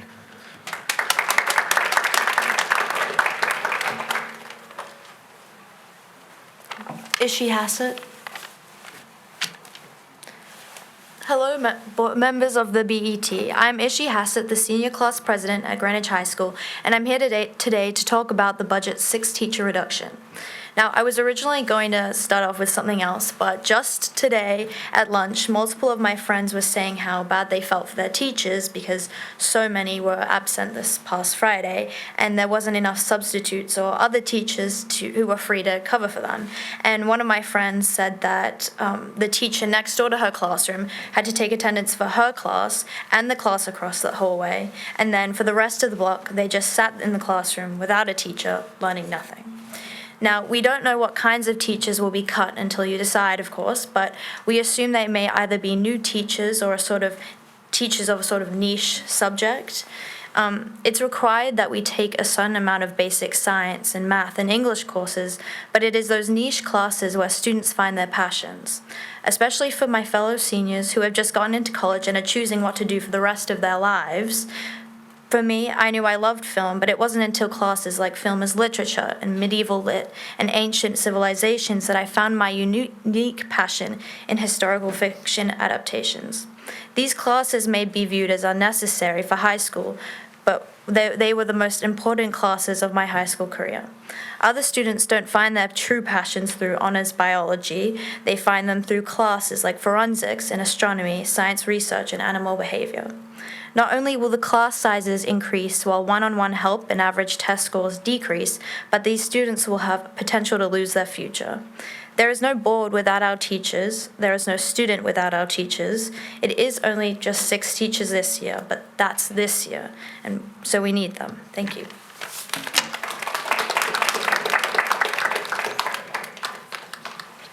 Good evening. My name is Nora Stern. I'm going to be speaking instead of my sister. I know everyone is extremely tired, so I just have a few quick things. First of all, I'd like to share my support for the renovations at OGS. As a proud OGS graduate for 6 years, I know how vital those renovations need to be, and it is in federal agreement that we need to be ADA compliant. Moving on, I'd like to express my support for the 6 teachers that need to stay full-time at GHS. I know it may not affect you, and so you're asking yourself, why does it matter? But it affects practically everyone else in this building. So even though you can write off on paper, yes, we need to cut the budget for 6 full-time teachers, it doesn't go like that. Which leads me into my next point, is that yes, you can say that there are 6 teachers that need to leave with the budget. And I understand that money doesn't grow on trees, but if we ask you, which teachers would you like to cut? Either you cut core academic teachers, which as stated before, will make test scores go down, as well as not providing individual learning, or more importantly, you're going to be cutting special academic teachers or support teachers. Specifically, as someone who has disability and relies on my 504 for accommodations, I fear that these teachers that provide support for me will be the first to go. That's all I have to say, but I hope that you can have sympathy for those who are affected by these cuts. Thank you. Thank you. Could you just repeat your name again? I'm sorry. You did really well, by the way, so thank you. I'm Nora Stern, but I think it's written down as Hannon Stern, but I'm speaking instead of her. Great. Thank you.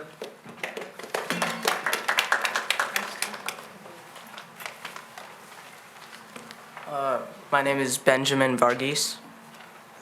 All right. Good evening, members of the BET. My name is Ben Varghese, and I am the freshman class president of GHS. As a student in the class of 2027, I will be at GHS for a few more years, which is why for both our grade and future classes, it is vital to maintain the number of teachers and the size of classes. Removing 6 full-time teachers would not only take away those teachers' livelihoods, but it would also affect our school climate, as it would thoroughly impact class size, the amount of support students can receive, and multiple other factors.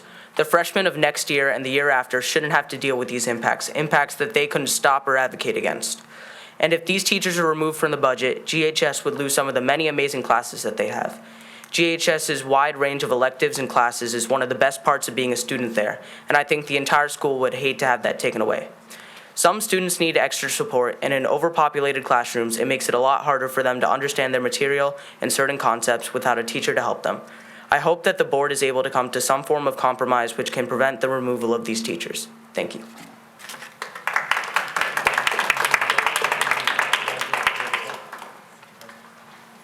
For your thing, my name is Owen Benison. So I'm going to start with, I wrote all this up, and it talks extensively about the value of having these teachers. I'm sorry, I'm a little slow. Sorry. What's your name? Owen Benison. You got Talks extensively about the value of having these teachers, and my peers have discussed that, but you guys don't really care about that. You're the budget people. Most of you don't have your kids in school or they're in private school. The discussion here is really the impact on finances.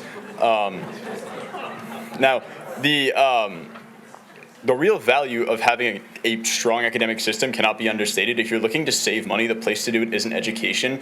When you're trying to bring people to this town, which is where we get money from, academics are one of the strongest reasons. I believe there was a realtor here before who talked about how much parents care about sending their kids to a good school and setting them up for success. Right now, our school district is ranked 9th in the state of Connecticut behind several other Fairfield County schools, and we need to keep pushing to make sure that our schools are a reason for people to come to this town. If you're looking to improve the financial situation of this town and make sure that we have more people here paying more taxes and increasing the revenue that we can get, we need to work harder to improve the school district, and this isn't the way to do that. I don't think it's debatable in any way, shape, or form that any of you would argue that cutting 6 teachers helps the school system, but I believe you're doing it because you believe it's necessary for budgetary reasons. You need to preserve the financial situation of the town, but decreasing the quality of our education system only negatively would impact the number of people coming here, the number of people paying taxes, and thus effectively the financial situation of the town. The impact overall is a net negative because you're decreasing reasons for people to come here and decreasing the number of people paying taxes. I feel like that's fairly simple, and I'm sure you guys have done some type of analysis behind it. You wouldn't be doing it if there wasn't a reason to, but it doesn't make sense to decrease the quality of education because it simply takes away from what this town has to offer, and this town has many amazing things to offer, but it's simply giving an incentive for people to go to other towns, take their wealth other places, and that's not necessarily what we want. We want to preserve our school district, we want to preserve our education, and we want to preserve the lives of every single student and make them the strongest learner that they can be so that our schools are pushing out people who are set up for success, and the way to do that isn't to cut 6 teachers. Thank you.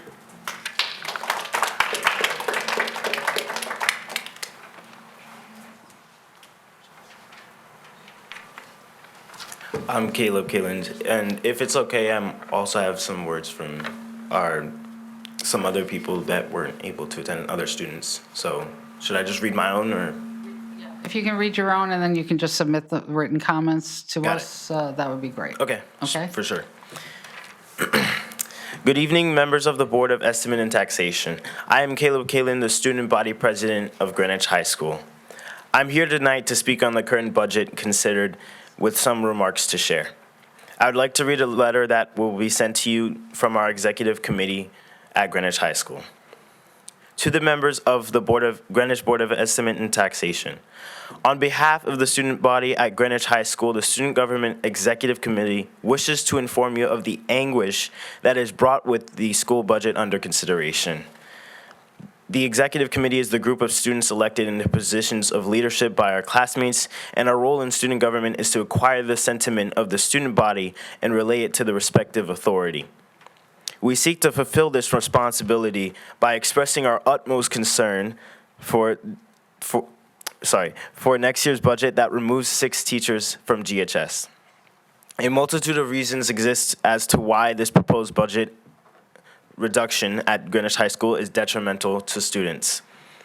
An educator's job is to teach the next generation of students, to encourage them to chase their dreams, and to guide and assist them as they flourish in their academic endeavors. The removal of 6 teachers would inflate class sizes, strain teachers, and decrease individual engagement between students and faculty. In a school community with over 3,000 students and staff, these negative consequences are felt tremendously.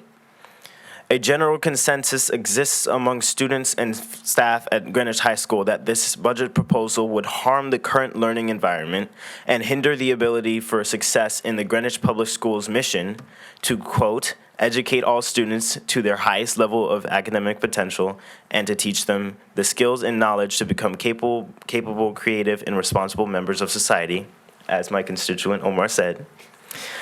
And as the elected leaders of Greenwich High School, we respectfully request that the Board of Estimate and Taxation reconsider the current budget to adequately reflect the will of the student body.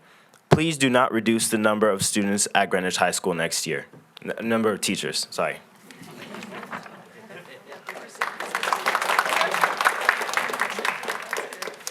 Thank you. No more students? Okay. You can identify yourself just for the record. Kim Nielsen. And thank you. Good evening to BET members. Appreciate all that you do for our town and for your time tonight. I'm Kim Nielsen, a resident of Old Greenwich, a former student of Greenwich Public Schools, and a current parent of an OGS kindergarten, with my Dolphin Pride featured here. I'm here to strongly suggest the BET approve the proposed budget to enable the renovation of the OGS Elementary School. We need to bring that 1902 building into the modern era, make it ADA compliant, fix essential HVAC and fire safety issues and flooding issues, which we've heard of tonight, but also has been voiced by my 5-year-old daughter. Let's not delay what we know to be an important capital project at the Old Greenwich and Greenwich broader community. Many folks in Old Greenwich live walking distance from this school, and we see OGS as an extension of our home. The plaza and the playground are where I host my child's play dates. And I would say that bringing the building up to be safe and compliant and productive for all students is table stakes. In addition, I'm also here as a member of the Old Greenwich community to support the Sidewalks on Shore initiative. Putting those sidewalks down to our 147-acre public beach and park is so critical to public safety and in fostering a thriving community. I watch young and old members alike of our community struggle to manage through this traffic all year round. The lack of sidewalks is not safe, not smart, increases congestion, and discourages public use of the very common goods we're all here to protect. Let's make space in the $500 million annual budget to make this OGS renovation and Sidewalks on Shore happen. Thank you for your time. Thank you. Jennifer Andrews, followed by Roger Thompson. Hi there, I'm Jennifer Andrews. I live in Old Greenwich, and I'm also on the District 6 RTM. I wanted to come here tonight to support 3 items. First of all, OGS. I can't believe it's already been a year since we were all here. It turns out time flies even when you're not having fun. This is the 7th year, as she said, or maybe even more, that our amazing educator and principal, Dr. Bensavengo, is spending time away from her family to beg for a building that meets basic safety standards. You've heard the laundry list of everyone that's, given approval for this project, and I just urge you not to delay anymore, and please approve the full funding. And that brings me to the Riverside School feasibility study. I think we need to learn from our mistakes, and putting off the inevitable renovation ends up in disaster every single time, not to mention ballooning the cost of these much-needed renovations. And lastly, I'd like to ask you to please approve the funding for the Sidewalks on Shore feasibility study. All the reasons all the students and everyone else gave speaks for themselves, but I wanted to add that if we can spend almost $70,000 of our own money in conjunction with the grant for the multi-use trail, surely we can fund this study on a project that directly affects everyone who lives here and enjoys Todd's Point. Thank you. Roger Thompson, followed by Liz Johnson. We're gonna just go ahead and switch for a minute. She has to do homework. Okay, thank you. I'm David Cosley, and my daughter. It might be registered in as Goldie Cosley, Birdie Cosley, and Jessica Cosley. But my little sister had to leave because she was Thank you. Hi, my name is Goldie Cosley. I am a resident of Shore Road, 12 years old, and go to Eastern Middle School. Every morning I take the bus to school, and ever since the sidewalks on Shore have been made, I have felt much safer. This is because previously I had many cars going very quickly, making it very dangerous for me to go to and from school. For these reasons, I feel that we need sidewalks going towards Todd's Point. I have also seen why we need these sidewalks firsthand, because every day my bus passes by these stops, and I watch students go through the same things I did. I also feel that as a minor who lives on Shore Road, I need sidewalks to be able to safely enjoy the wonderful beach that is Todd's Point with my friends as well as my younger sister. In conclusion, I feel that we need sidewalks on shore for these reasons and many more. Thank you and have a great rest of your evening. I think Goldie did it. Thank you. You said you were going. Okay, Roger Thompson, followed by Liz Johnson. Yeah, my name is Roger Thompson. I live in District 6 at Old Greenwich with my wife and daughter who attends OGS. I want to take the opportunity to thank you all for your service to this amazing town. My wife is on the RTM, and I certainly know that public service is not easy. First, I'd like to speak in support of full funding of OGS renovation project. When we moved to OGS 18 months ago from London, we were drawn to the area because of its quality schools, amazing sense of community, and the beautiful natural resources on our doorstep. I cannot say enough about the quality of our teachers at OGS and the leadership that Dr. Bensavengo shows on a daily basis. We must ask ourselves when we will get the physical resources to catch up to the incredible human resources inside the building. We've heard of the countless issues. We owe our children more. I'd like to also show my support for Sidewalk on Shore. Our family has experienced firsthand the benefits of the new sidewalks, connecting Shore Road to Sound Beach Avenue. Our daughter now walks to school safely, and we no longer have to play hopscotch, dodging cars, delivery trucks, and gardening vehicles. This has dramatically improved our safety. Thank you. What makes this community special is that it's a walking community. There's nothing more enjoyable than walking to school, listening to the chatter of families trying to make the 8:30 school bell. We owe it to our community to further connect families with the centre of our community, providing a safe sidewalk for all. Please approve the feasibility study. Thank you very much. Thank you. Liz Johnson, followed by Nicole Chaudhry. Hi, I'm Liz Johnson, and I live on Tomac Court. I've lived in Old Greenwich for 36 years. I'm here to ask that you approve the funding for the feasibility study of Shore Road from Sound Beach to the Causeway. Our community does not feel safe at all. As a realtor, Greenwich Point is one of our biggest selling points. I take customers there all the time, and home buyers love our community for its walkability. Yet, when I take them down to the beach, they ask, do we have to drive here?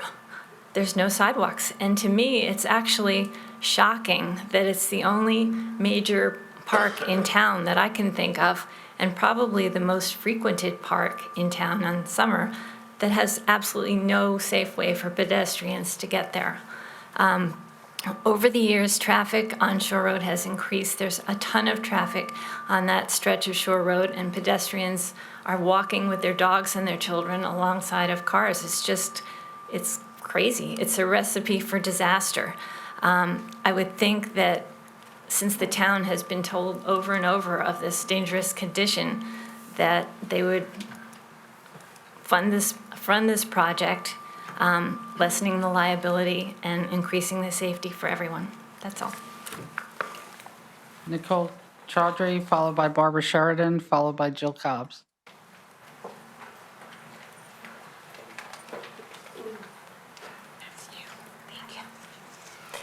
Hello, I'm Nicole Chaudhry.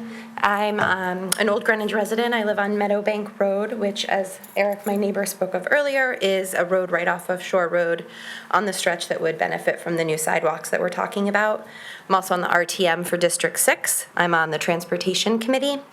And the biggest reason I'm here tonight is I'm the mother to 3 young children. One is a first grader at OGS who takes the bus at one of the bus stops that has been discussed many times tonight, and 2 small children who still travel by stroller. So pedestrian safety is top of mind. I'm here to advocate that you please fund the Sidewalk on Shore feasibility study. I was here last Monday in the same room listening in on the pedestrian and traffic safety forum that you guys held. I was shocked, even within Old Greenwich and Riverside, that was for that neighborhood, which is my neighborhood, how many areas of issues there are that I was unaware of in my own neighborhood. I'm confident that they're going to have just as many issues across all of the neighborhoods in Greenwich, but to me, Shore Road is unique. It, of course, has a lot of personal benefit to me being a resident, but Shore Road connects our community to what is, I think we can all agree, Greenwich's greatest asset, Todd's Point. Shore Road is a very narrow road. It's a 2-lane road. It was not designed to carry the entire population of Greenwich to the beach on a regular basis. The last 2 Sundays were sunny. It's still cold out, but the amount of traffic on Shore Road was unreal. I tried to cross the street with my children, pushing my double stroller and holding my 7-year-old's hand just to cross the road to visit a friend, and it was terrifying. You had to wait as cars just kept coming, and you have to kind of dart out, and even once I crossed the road, there's no sidewalk to stand on. You just have to kind of quickly skirt along the side of the road to get to wherever you're going.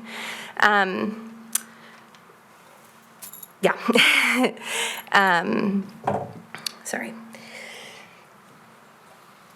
I would also say that, any parent in Old Greenwich that I've spoken to feels very strongly that these sidewalks are needed, and at the very least, we need to explore if we can put them in.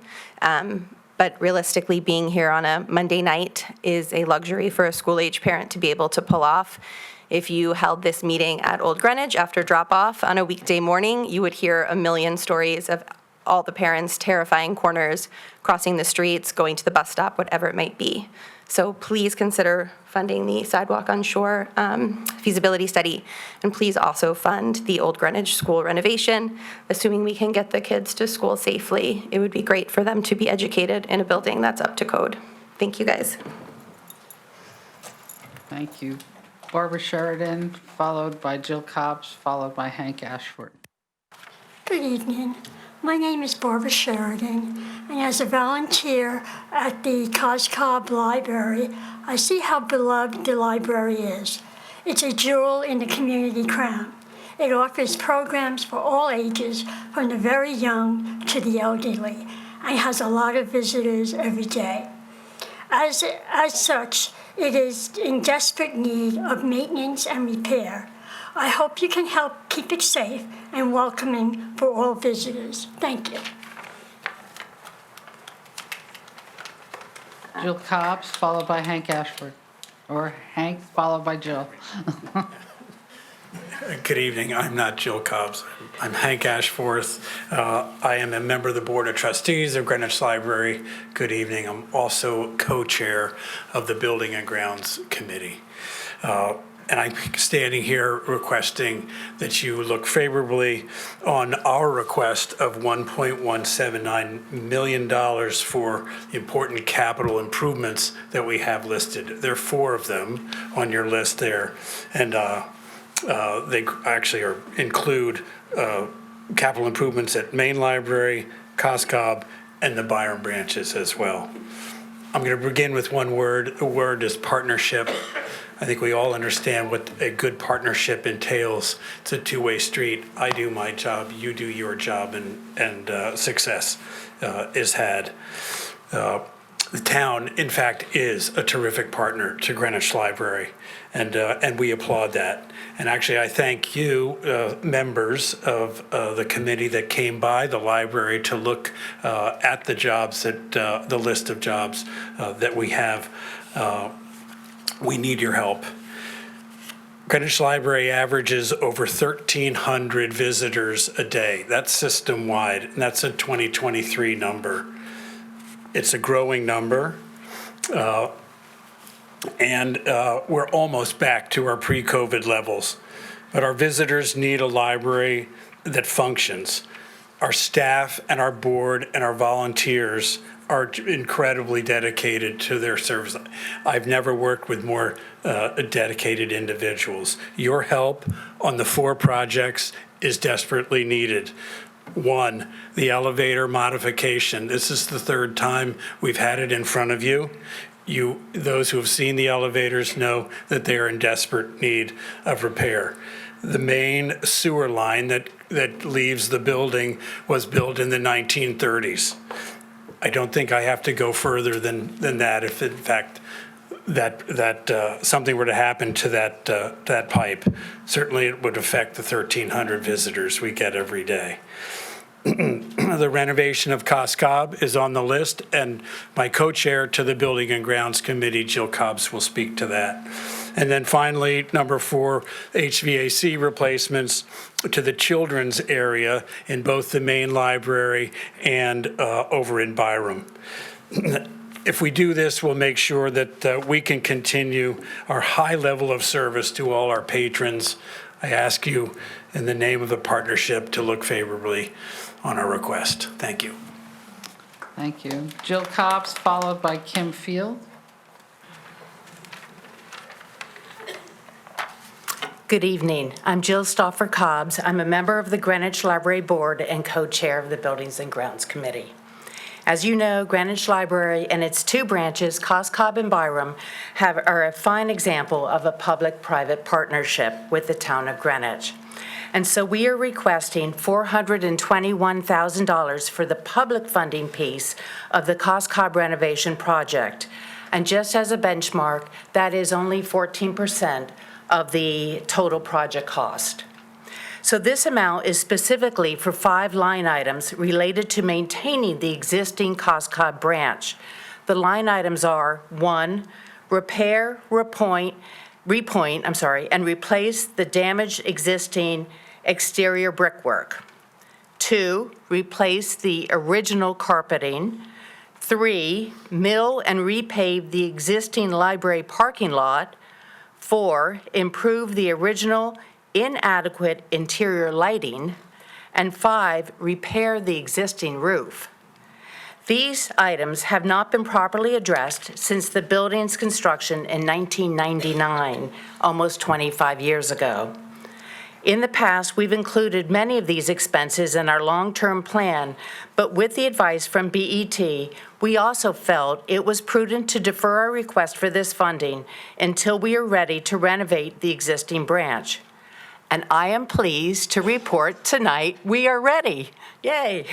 So let me quickly bring you up to speed. About a year ago, we received over 2,000 responses from our Coscob Library survey, which we have incorporated into the scope and design of our renovation project. So our current plan was reviewed and unanimously approved by the Greenwich Library Board.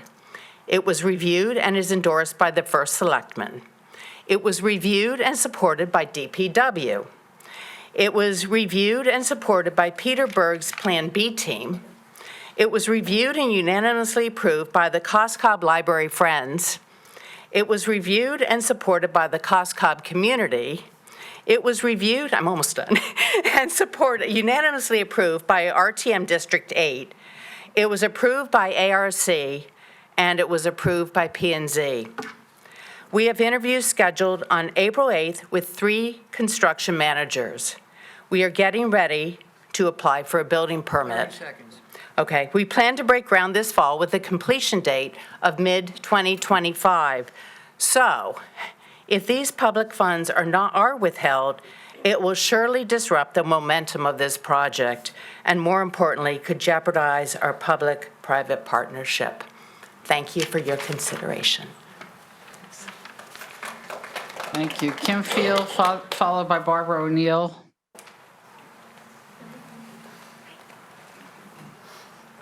Hi, my name is Kim Field. I grew up in Greenwich and went to Glenville, Western, and Greenwich High School. We moved back here to Old Greenwich for the schools and this wonderful community.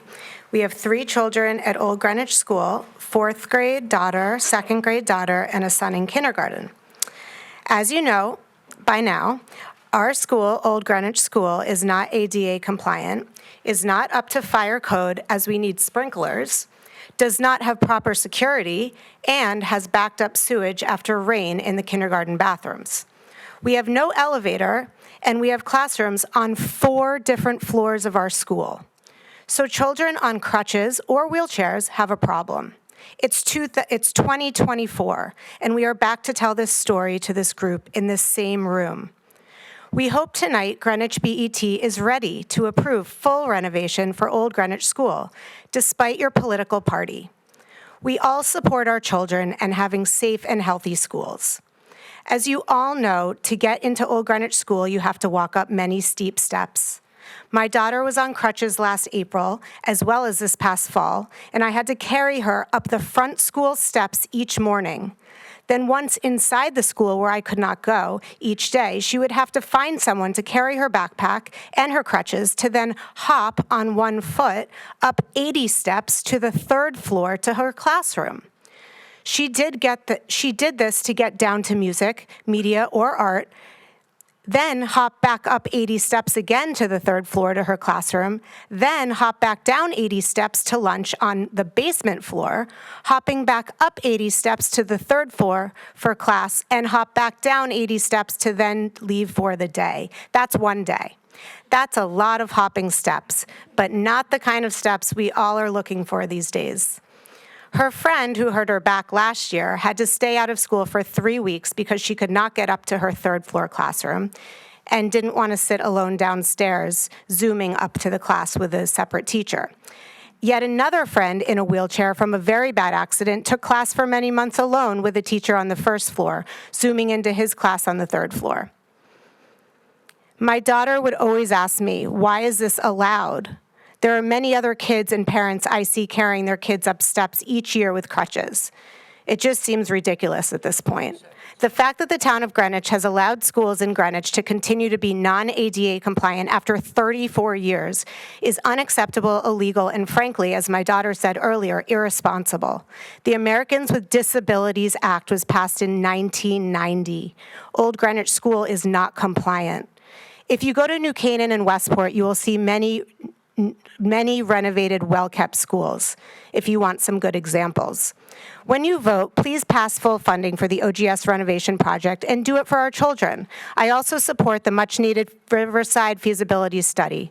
I also support the feasibility study for sidewalks on shore. Thank you so much for volunteering and for your time. Thank you. Barbara O'Neill, followed by Will Goldsmith.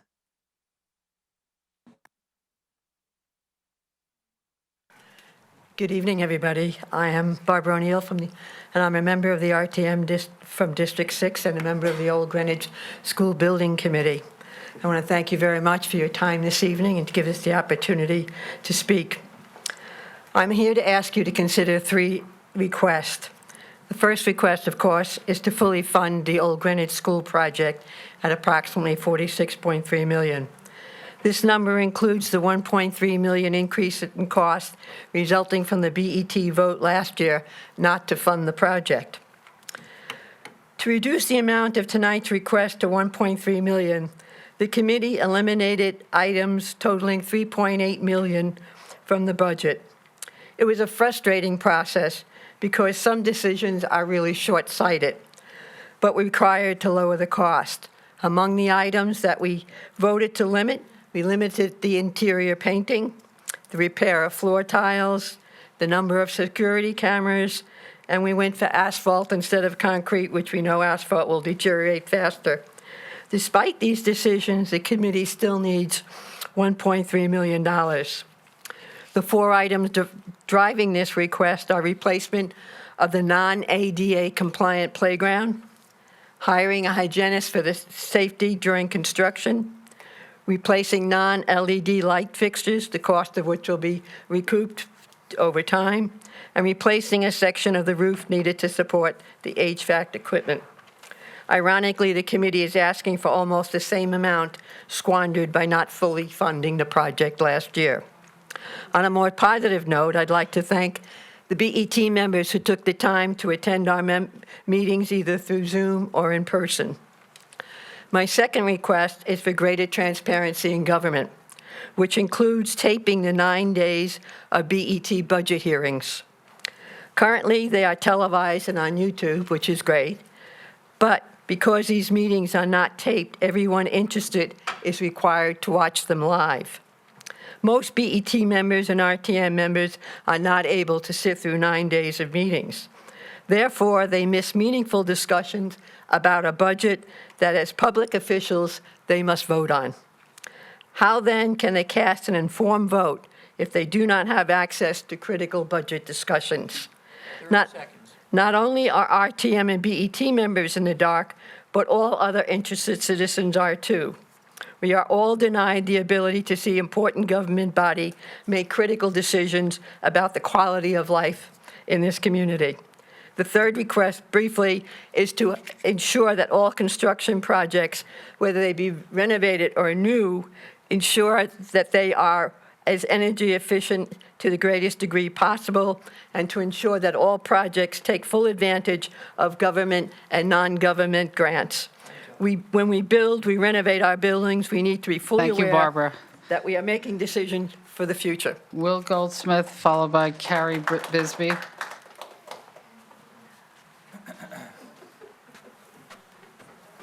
Evening, and thank you for taking the time to listen to everybody tonight. I'll try to keep this punchy. My name is William Goldsmith, and along with several of my neighbors you've met tonight, live down at the end of Meadowbank Road in Old Greenwich, right off of Shore Road. I'm wholly in support of the entire Sidewalks on Shore initiative. I won't add to the stories you've heard tonight, or you will hear the rest of the evening, about how dicey it feels waiting for our kids to be picked up by the school bus, or the chaos on shore heading down to Todd's on a warm spring day. Those are, of course, important, and I welcome anybody who has not experienced that to see for yourself, because I think the stories tonight actually undersell the reality of the issue. I'd like to add a quick example very dear to me of why it's important for an often overlooked part of our community. My eldest son, Ward, will be 8 in November. He was diagnosed with cerebral palsy before he was 1 year old. Thankfully, it is mild, and you might not notice unless you looked very closely. However, he walks with an awkward gait and is quite prone to tripping or falling when he is walking, running, or more recently trying out his new scooter. As anyone with a child on the cusp of earning more freedom understands, this is an anxiety-inducing stage to begin with, even if you didn't have to worry about more bumps and bruises versus the average 7-year-old. He adores Todd's Point and is quite adept at catching crabs down by the rocks. He wants to be able to walk to go see his friends or visit Todd's Point solo, but it is just not safe for someone with his immobility to walk. He has no defined path, and with cars flying by, one small misstep for someone like him could be disastrous. A sidewalk for someone like my son or the elderly or anyone who needs a little more space and stability would give transformational access to one of Greenwich's treasures by solving a true life and safety issue.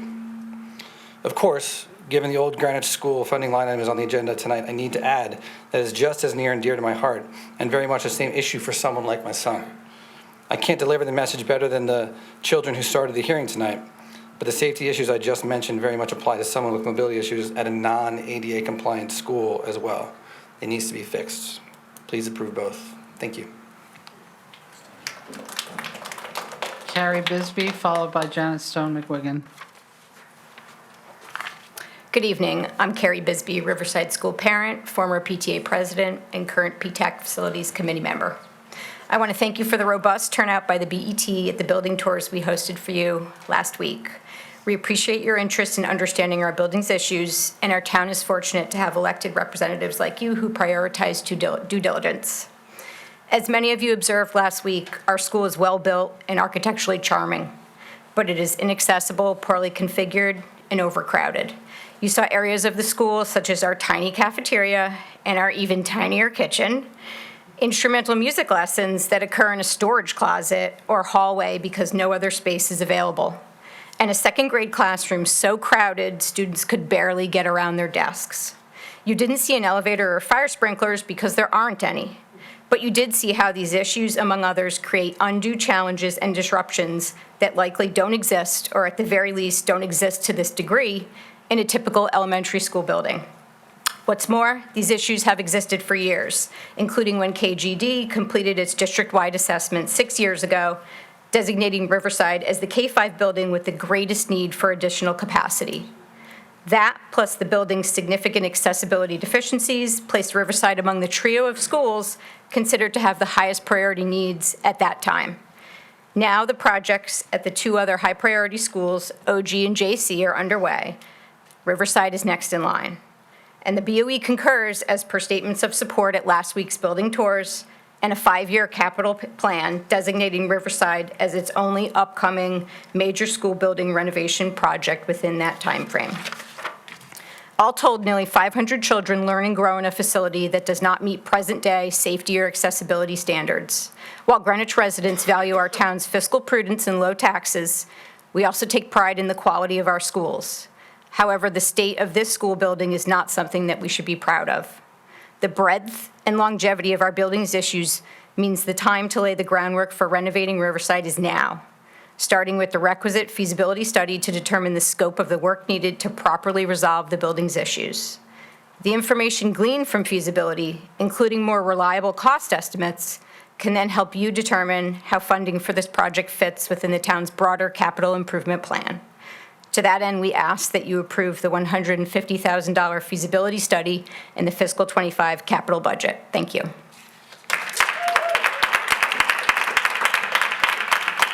Janet Stone McWiggin, followed by Arlene Lamazza. For the record, I'm Janet Stone McWiggin, and I serve on the Board of Selectmen. Thank you for the time you've put into these budget hearings. We may have different viewpoints, but I know we all want the best for our town. Speaking of, our excellent schools draw families to our community. Families expect the quality of facilities and instruction to match. The better our schools, the bigger our grand list, and the lower our mill rate. Greenwich can take on more than one project at a time, and if necessary, finance by shifting the debt model. I join so many tonight to ask that you fully fund our schools. We should spend our money prudently, making decisions based on full information and considering operating costs over the asset's lifetime, as well as capital outlays. Those operating costs include energy costs, and I want to thank the Town Sustainability Committee, along with the Energy Management Advisory Committee, for its advocacy on this important issue. At its most recent meeting, the Sustainability Committee had a very informative discussion with town departments to hear about all the sustainability-related work they oversee. It's an impressive list, but their work can't be done without your support. When considering headcount, it's important to know that much of their work requires boots on the ground. I could call out specific line items that need more support, such as trees at risk, or items that don't appear in this year's budget, such as the Holly Hill Master Plan, but that would miss the need for more global support. Modest investments will pay off for the town. As we speak, Hartford is considering a governor's bill that I'm told is very likely to pass that will require towns to demonstrate investment in climate adaptation and mitigation. Grants are available through the Western Council of Governments, but only if we have a fully formed climate action plan and not just a plan for a plan. Our staff needs support so these efforts are coordinated and comprehensive. If we want local control, if we don't want to leave money on the table, we need to be proactive. Thank you for the opportunity to speak tonight.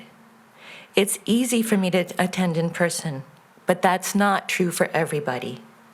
In future, please allow anyone who wishes to participate virtually.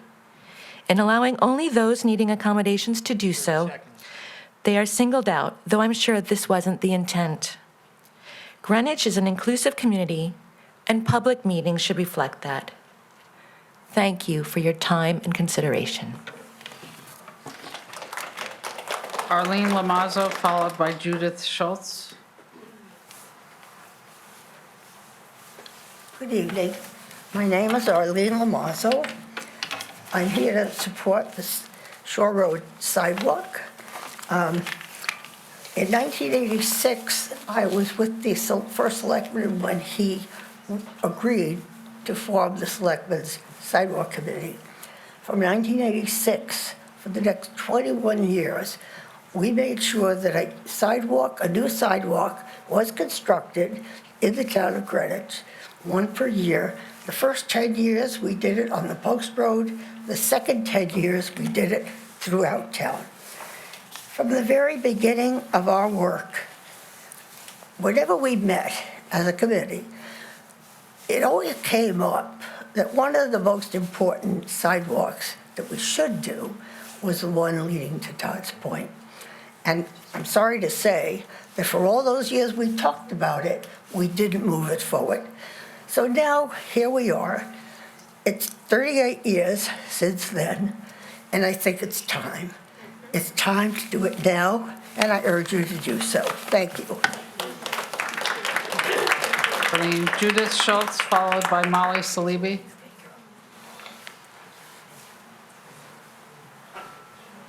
Judith Schultz, no? Gave up. Molly Salibi.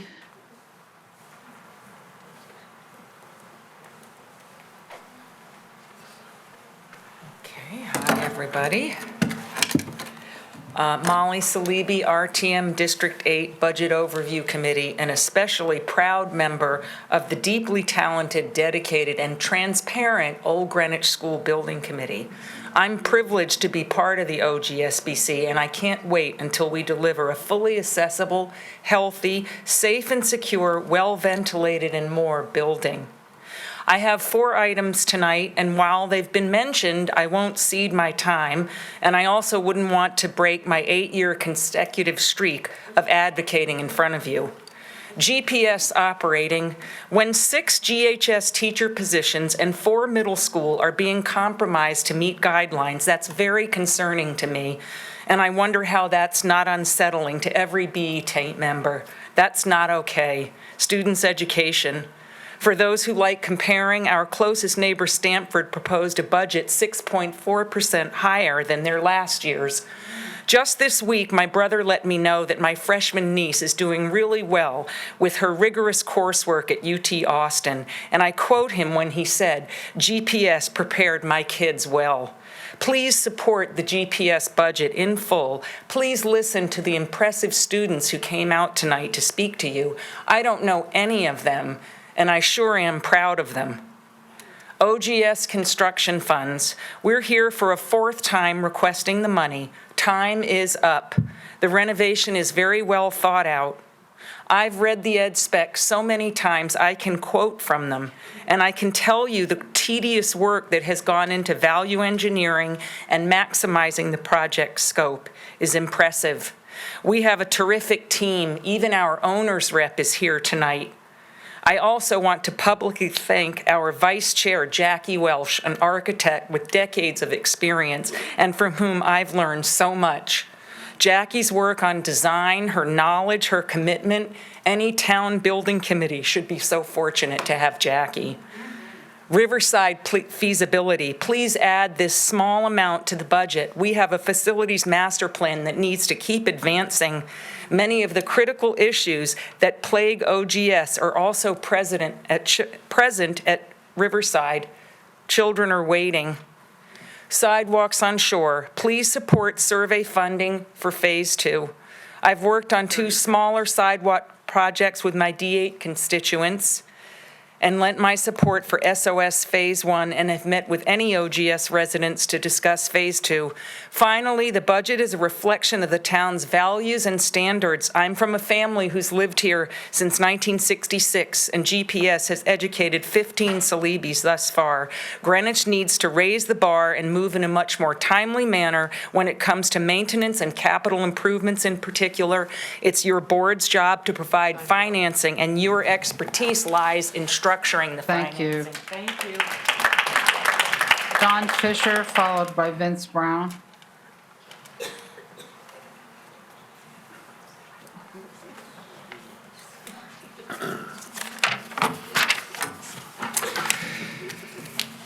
Chair Fisher, BET members, everyone listening, everyone's still here. I am John Fisher. I'm president of the Greenwich PTA Council, or PTAC. For the record, I am not related to the more sonorous and perhaps handsomer chairman. PTAC is a nonpartisan, non-political organization representing the 15 PTAs at every public school in Greenwich. There's over 3,500 PTA families in Greenwich, and there are 8,611 great kids in the Greenwich Public Schools. PTAC's only agenda is the very best education delivered by the best teachers in schools that are safe, secure, welcoming, and at a minimum, meet building, fire, and ADA codes. We appreciate that the BET budget discussions this year have been respectful and thoughtful. PTA Council urges you to approve the GPS capital budget as it came out of the Budget Committee's decision day. The Budget Committee made some changes to the capital budget presented by the BOE. Those changes had bipartisan support and the school administration's buy-in. There was debate, but no changes on the OGS building renovation budget. We urge the BET to fully fund the proposed OGS budget. Do not amend that. As a reminder, no one doubts the need to renovate OGS. The BET declined interim funding in October, saying it can follow the regular annual budget process, and well, here we are. It is a far better value and fiscally responsible to expedite this project and avoid escalating costs and risks. The Budget Committee made no changes to the Riverside School budget feasibility funding. We urge that the BOE approve the Riverside School study so that the town can maintain and execute a well-planned, well-considered capital projects program. Now turning to the operating budget, the Budget Committee made few, if any, changes to the BOE operating budget. We applaud that there were no changes, although we urge the BET to exercise your authority to increase the proposed budget to restore funding for the 6 professional educator FTEs at GHS, where kids already have trouble getting the classes that they need. We noted with concern a lack of consensus on what we're talking about when we talk about year-on-year budget increases. Comparing the proposed budget to current year actuals is the only comparison that makes sense. 30 seconds. When you make that comparison, the budget came out of committee is very, very close to BET guidance. We note with concern that as the budget came out of committee, comments were made to suggest, quote, there's still work to be done on the budget. We urge the BET to approve the school's operating capital budgets as they came out of Budget Committee. No changes, no amendments, no last-minute fire drills on decision day. Those budgets accurately reflect what the schools need and what the people of Greenwich want. Thank you very much for this time, and thank you for your service. Thank you. Vince Brown, followed by Doug Fenton. Hello. Hi. I'm Vince Brown. I'm on the board of directors of the Friends of the Cos Cob Library. I'm here to just show support and ask that you fully fund the budget for the capital investment program, specifically for the Cos Cob, but all of Greenwich Library, but specifically the Cos Cob. I think Jill Jill went over all the finer points of it. But I will say something that occurred to me during the meeting. So when all those young kids who can't vote yet spoke, it energized everybody. And that it made me think, why are we asking to fund something like this? And my 9-year-old and my 12-year-old daughters, I was going to bring them tonight, but they said it would be too boring. I would argue against that, but maybe I'll make them come next time to see like those high school kids do that thing. And I think it's energizing because it brings different generations of people together. The board of directors of the Cos Cob Friends, at 40, I'm the second youngest. I think there's 13 of us. And my 9-year-old daughter at one of the events learned to knit a hat over a 6-week period of time. It's 6 weeks, a little like half hour each week, with someone that's older than her grandmother, that's not her grandmother. And I think that this type of thing is just as important as something like library community rooms and programs, because it brings generations together. People who don't have grandkids that live here, children who don't have grandparents that are with us or live here. They can pass on skills, the kinds of things that you can't Google, learn on YouTube, that type of stuff. I think last year I was here, I spoke about books, but I think this time I want to stress that kind of thing. And the energy you get from young people who come in and speak like that was amazing. And the reverse is the same. When I see, second grader, third graders at Cos Cob Library learning how to plant trees and all that great little stuff with people who are much their senior, who they may not have run into or had a chance to learn from. And it works both ways, because that energy gives life. And I think that's really important. So again, I ask that you fully fund that project, okay? Thank you. Thank you. Doug Fenton, followed by Claire Johnson. Hello, BET. My name is Doug Fenton. I'm a resident of Riverside and serve on the BOC of the RTM. I'm here to ask you to fully fund the Board of Ed's approved operating budget. Last April, when you set the fiscal 24 budget, the BOE was expecting less than 8,400 pre-K to 12th grade students. Instead, GPS enrolled nearly 8,600 kids. This led to class sizes growing yet again across the district and greater than expected demand on special education and mental health services. Enrollment is expected to be similar next year, and I don't believe that this year's budget guideline appropriately factored in our significantly larger than expected student population. Also, this coming year is unique because of the roll-off of COVID federal funds and a change in the Connecticut special education law, among other reasons. We're seeing towns like Darien, New Canaan, Westport, and Stamford all growing their school budgets by 6.5% to 8% and spend per student by even more. Our BOE's budget is growing less than these towns, a feat they achieved by pursuing efficiencies and reducing total staff, including 11 fewer teachers district-wide. In our elementary schools, we already have larger class sizes than our peer towns. At GHS, our student-teacher ratio is higher than most of our peer high schools across the state. GPS also has fewer social workers and psychologists per student than our peers, despite substantial need for these mental health resources. Our teachers and staff are already stretched thin. A reduction to the school budget would only exacerbate these challenges. As to the return on the town's investment in education, I looked at EdSite's District Performance Index data, which measures student academic achievement. Greenwich performs well in Connecticut, especially when adjusted for our larger high-needs population. GPS students have also seen a better pandemic recovery than the state as a whole and many of our peers. This is a testament to our administration, teachers, and staff. Please do not risk our children's outcomes by being penny wise and pound foolish. In sum, I ask you to fully fund the Board of Ed's approved operating budget to ensure that Greenwich will have strong and efficient schools in the year ahead. Lastly, I'd just like to lend my support for the Riverside feasibility study. I'll just echo what many others have said and will say. Thank you for your consideration, and thank you all for your service to the town. Claire Johnson, followed by Mary Sullivan. Good evening. My name is Claire Johnson. As co-president of the Riverside School PTA and a parent of 3 GPS children, I am deeply invested in our town's public schools. Our beloved Riverside School is in violation of the Americans with Disabilities Act. Every day, the absence of an elevator impedes access for students and staff with mobility challenges and complicates the transportation of heavy equipment. All grade 3 through 5 homerooms, plus our art and music rooms, are on the second floor and are only accessible by a stairway. This building limitation has had real implications for our school community. Please allow me to share the story of one fourth grade student and his family who weren't able to be here tonight to share it themselves. At the beginning of the school year, their 9-year-old son broke his tibia and fibula, requiring him to be in a full leg cast from toe to hip.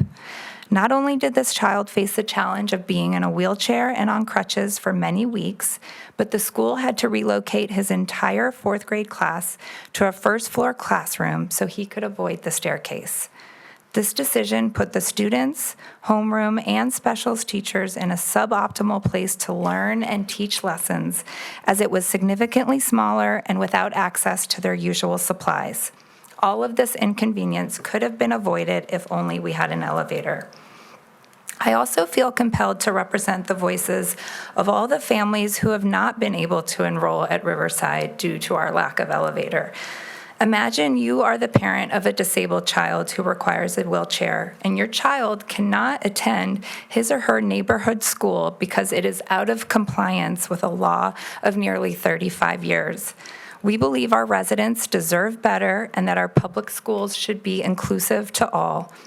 I implore you, members of the BET, to please fund Riverside's feasibility study now so we can begin the process of adding a crucial elevator and all the other elements needed to bring us into compliance with ADA. Thank you for all you do for our town and our community.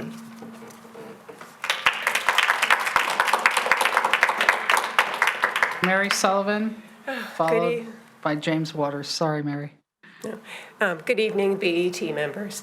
I'm speaking on behalf of the Cos Cob Library maintenance again, so I will try and be brief because you've heard so much from so many of us in Cos Cob tonight.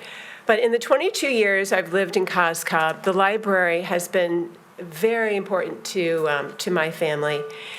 In addition to all the programs, the reading clubs, the author talks, the story times, the Spanish classes, all of these, the summer reading programs.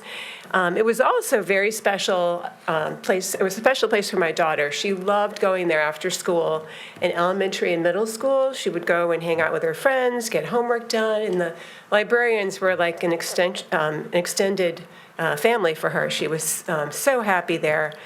And I was so impressed when, at the end of 8th grade, when she came home one day from the library with books on Van Gogh and all these museums in Europe, like the Anne Frank Museum, the Van Gogh Museum, as we were getting ready for our family vacation.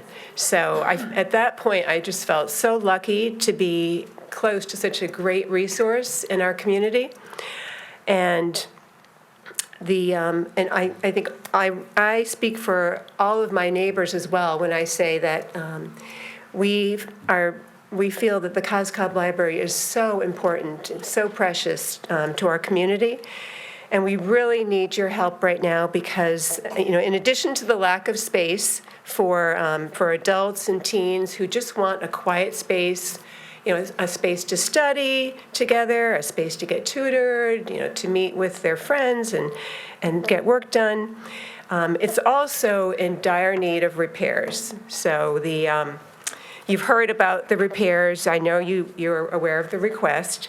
Many of the members of our community have been disappointed because so many programs have been canceled because of these needed repairs. The plumbing issues, the carpeting, the flooring issues have caused the library to close down and cancel many programs. So it's a very it's a very, very dire need for our community. So on behalf of the COSCOB residents, I respectfully urge you to please consider funding the COSCOB library maintenance request to $421,000 so that we can continue to use this valuable resource in our community. Thank you. Thank you, Mary. James Waters, followed by Leander Kruger.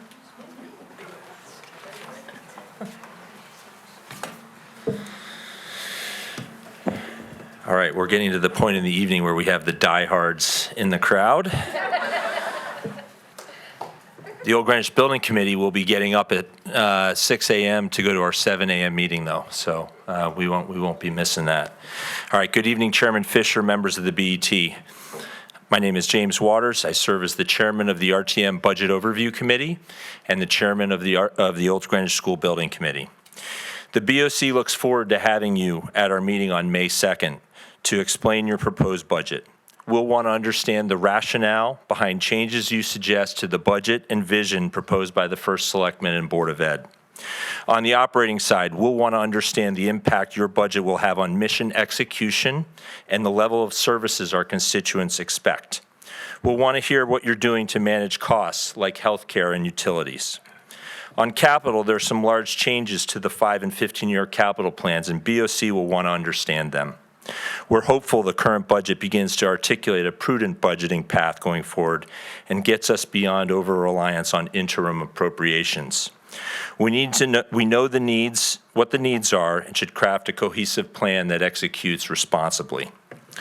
The OGS Building Committee is pleased that construction funds are included as planned in the budget before you. 2 weeks ago, most of you attended the Building Committee and Board of Ed special meetings, where the estimate was explained in depth. You saw the diligence with which the Building Committee managed costs and the overwhelming support for moving the project forward. Since then, we've answered questions from the BET chair and a couple of you. At this point, I'm not aware of any outstanding questions. I'm told your Budget Committee understands the numbers and recognizes the June 30 deadline to submit our application to the state. As you know, once the application is submitted, we have a 6-month process to follow before the project can go out to bid. And there's $7 million at stake in state reimbursement. I urge you to approve the full $44.26 million in construction funds to keep this project on track for a summer 2025 start. As a reminder, you heard it tonight, we expect costs to increase by at least $2.2 million if construction funds are not provided, and that the Federal Office for Civil Rights may take action if we fail to adhere to the approved project design and schedule. This project has repeatedly earned widespread support across town. OGS parents, Old Greenwich residents, Board of Ed, Board of Selectmen, Planning and Zoning, Architectural Review Committee, RTM. Our town is proud of this building committee, resident volunteers who've worked tirelessly for 18 months. This is a complex and important project. Your support will go a long way towards focusing everyone on working together to get this done safely, prudently, on time, and on budget. We thank you in advance and look forward to your support. Leander Kruger, followed by Lucy Von Brockel. I'm going to say I wish Omar had written my speech because he was outstanding. Good for him. My name's Leander Kruger. I'm here this evening in support of the Old Greenwich School renovation project. I'm speaking tonight as a proud member of the building committee, but more importantly as a parent of 3 children who attended OGS and were very happy there. I joined the building committee to be of service to my town, but also because as an architect, I understand the importance of having school buildings that are clean, secure, healthy, accessible, and inspiring. I've come to learn on the building committee that this town is replete with talented people who volunteer hundreds upon hundreds of hours of their time for the betterment of the community, and you are all part of that, and I thank you very much for your commitment to our town. As a parent visiting OGS for the first time in 2014, the beauty of the exterior of the building starkly contrasted with the interior conditions and the limitations that were there. Thankfully, my children never had to struggle with the stairs, but I watched many children do so, and I watched as teachers navigated COVID by opening windows in a building without a central air system. The educational specifications created by the feasibility committee several years ago set out to fix these conditions and accessibility issues, as well as to provide other basic minimum requirements for educational facilities. And our building committee over the last 18 months has worked tirelessly to create an actionable plan to bring these ed specs to fruition. I know that our building committee has had the health and security of the OGS students at the forefront of every decision we have made. I'm going to repeat that. That is so important. I know our committee has had the health and safety of OGS students at the forefront of every decision we have made over the last 18 months. The current design drawings successfully balance providing the best possible learning environment with fiscally responsible decision-making. The cost of implementing the required renovations is high, but the amount of work that is to be performed is massive. Installing new HVAC and sprinkler systems in an existing building is challenging. Making a multi-level, 120-year-old building ADA compliant is challenging, but this work is important for the safety, security, and well-being of our kids. And in some instances, it's also required by law, and it should have been completed many, many years ago, and I know we all know that. I hope that when Greenwich residents look at the cost of the OGS renovation, they'll understand that there is a lot of capital being invested in work that parents and students will never see. They will not notice doors that are 4 inches wider to allow a wheelchair to pass, or door hardware that's easier to use, or ductwork and sprinkler pipes that run above the ceiling. They won't notice LED fixtures that replace inefficient fluorescents, or the fact that the air they breathe is filtered and air conditioned as it should be. They won't notice the more light comes into classrooms that no longer have window AC units, that classrooms are quieter without room-based heating units, or that their friends and classmates with disabilities, temporary and chronic, can move freely throughout the building without the help of aides. Many improvements, in fact, will be invisible, but just because they are invisible doesn't make them unimportant or less necessary. I ask the BET fully approve funding of the OGS renovation should we start work on these visible and invisible changes as soon as possible. And I thank you very much. Good night. Lucy Von Brockel, followed by Michael Carter. Good evening. My name is Lucy Von Brockel. I'm a Byram resident and a member of the District 4 RTM, but I'm speaking on my own behalf. I'm here to ask you for a couple of things. Firstly, that you fully fund the $150,000 request for pedestrian safety improvements in Byram.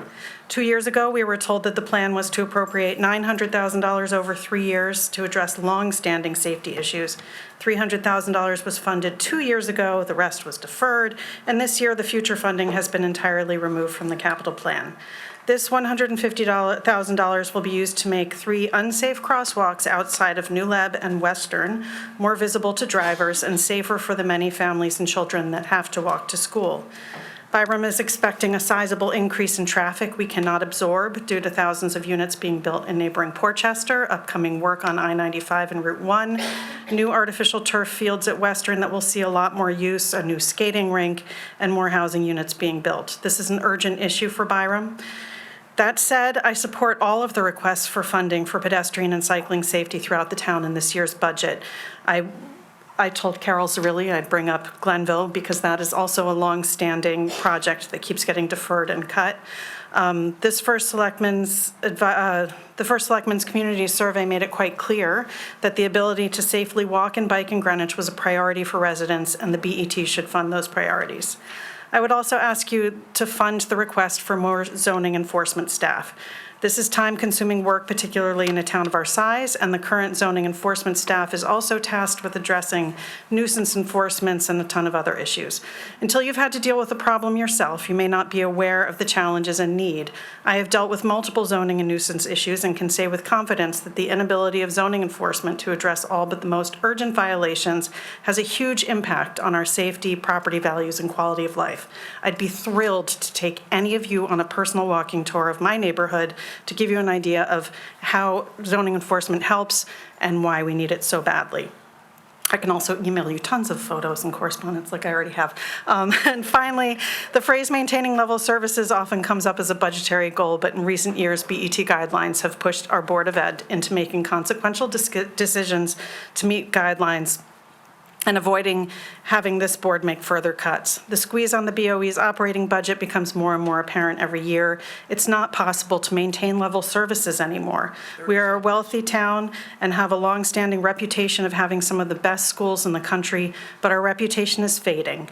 Please fully fund the BOE operating and capital budgets to maintain level services and maybe even give us some wiggle room in there to help us polish our reputation. Thank you.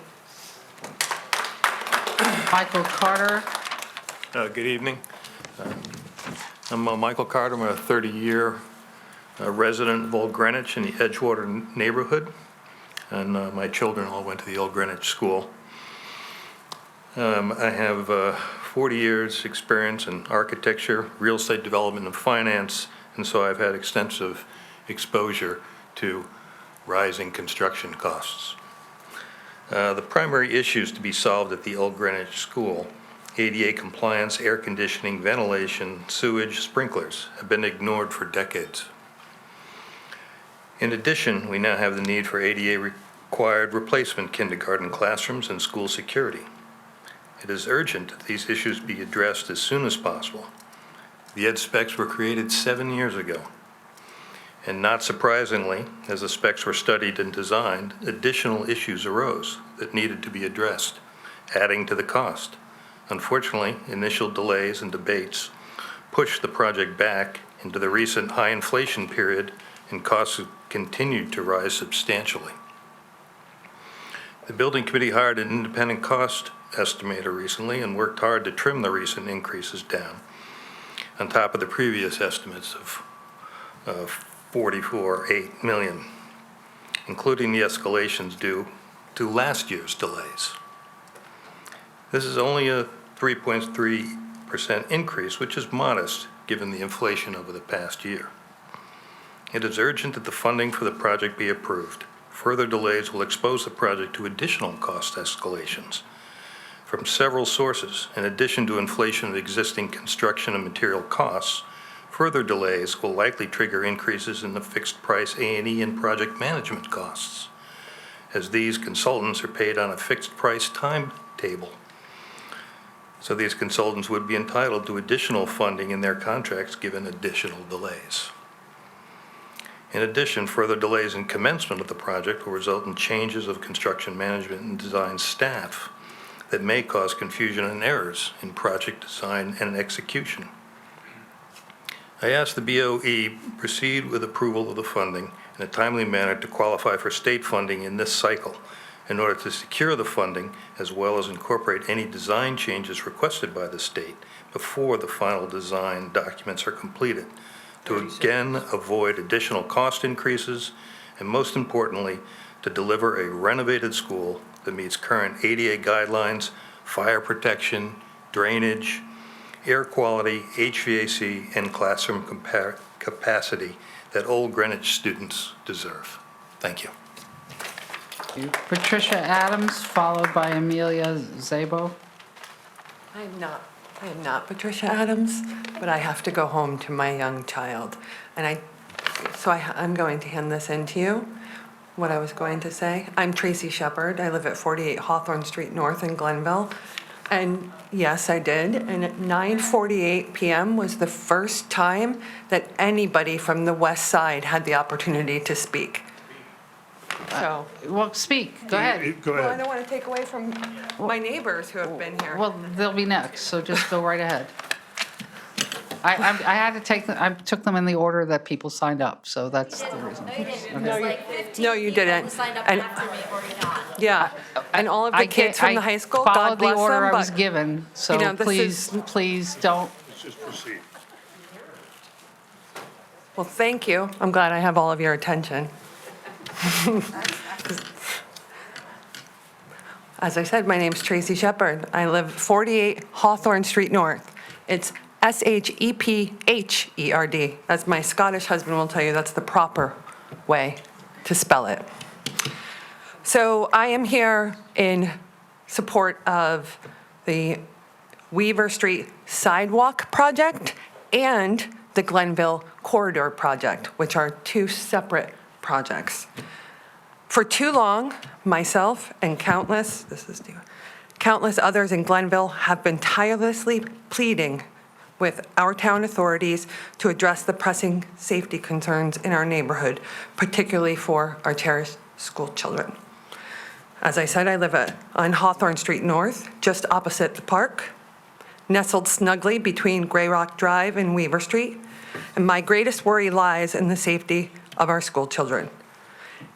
It is absolutely imperative that we ensure they have a secure path to school and a safe spot to wait for their middle or high school buses.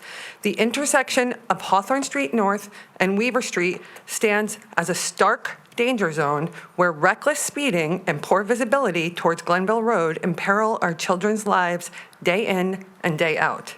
But it's not just one direction that poses a threat. In fact, the situation worsens at the other end. 99.9% of the time, drivers blatantly disregard the stop sign at the end of Gray Rock, careening through it, before continuing to speed down Hawthorne to Weaver Street. Each day without fail, my 7-year-old son embarks upon his journey to Glenville Elementary School, and every single day, it's my husband, or me, but mostly my husband, who accompanies him on his walk to school. Yet despite our vigilant presence, I cannot shake the growing worry for my son and my husband's safety. Last year, almost to the day, they were a mere 30 feet away when Donna Berry, while out walking her dog, fell victim to an irresponsible driver. She lost her life, as many of you all probably know. Every day, I'm haunted by the thought of how easily it could have been them. It's a harrowing reminder of the imminent danger lurking on the streets of Glenville, Pembroke neighborhood. 30 seconds. We've done everything within our power. We've voiced our concerns for many years. We've made our calls. We've penned our letters, yet it seems our pleas have fallen on deaf ears. Today, I stand before you to urgently reiterate the gravity of our situation. We cannot afford to delay any longer. The safety of our children and all of our neighbors is not up for negotiation. It's time for action. Thank you. Thank you. Patricia Adams, followed by Amelia Szabo.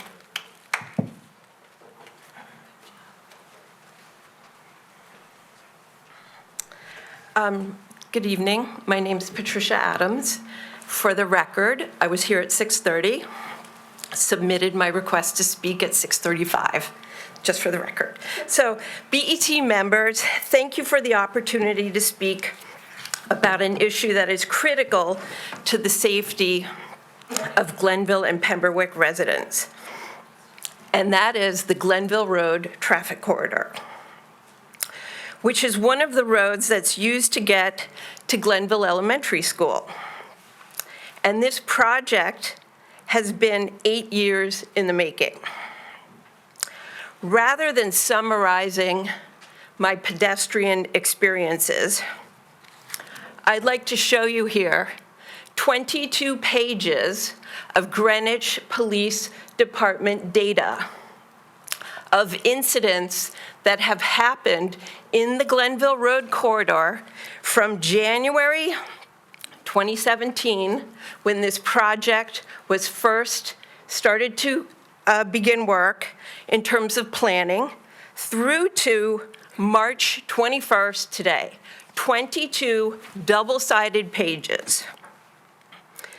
This reflects school crossing issues, motor vehicle accident issues with injuries, and medical casualties.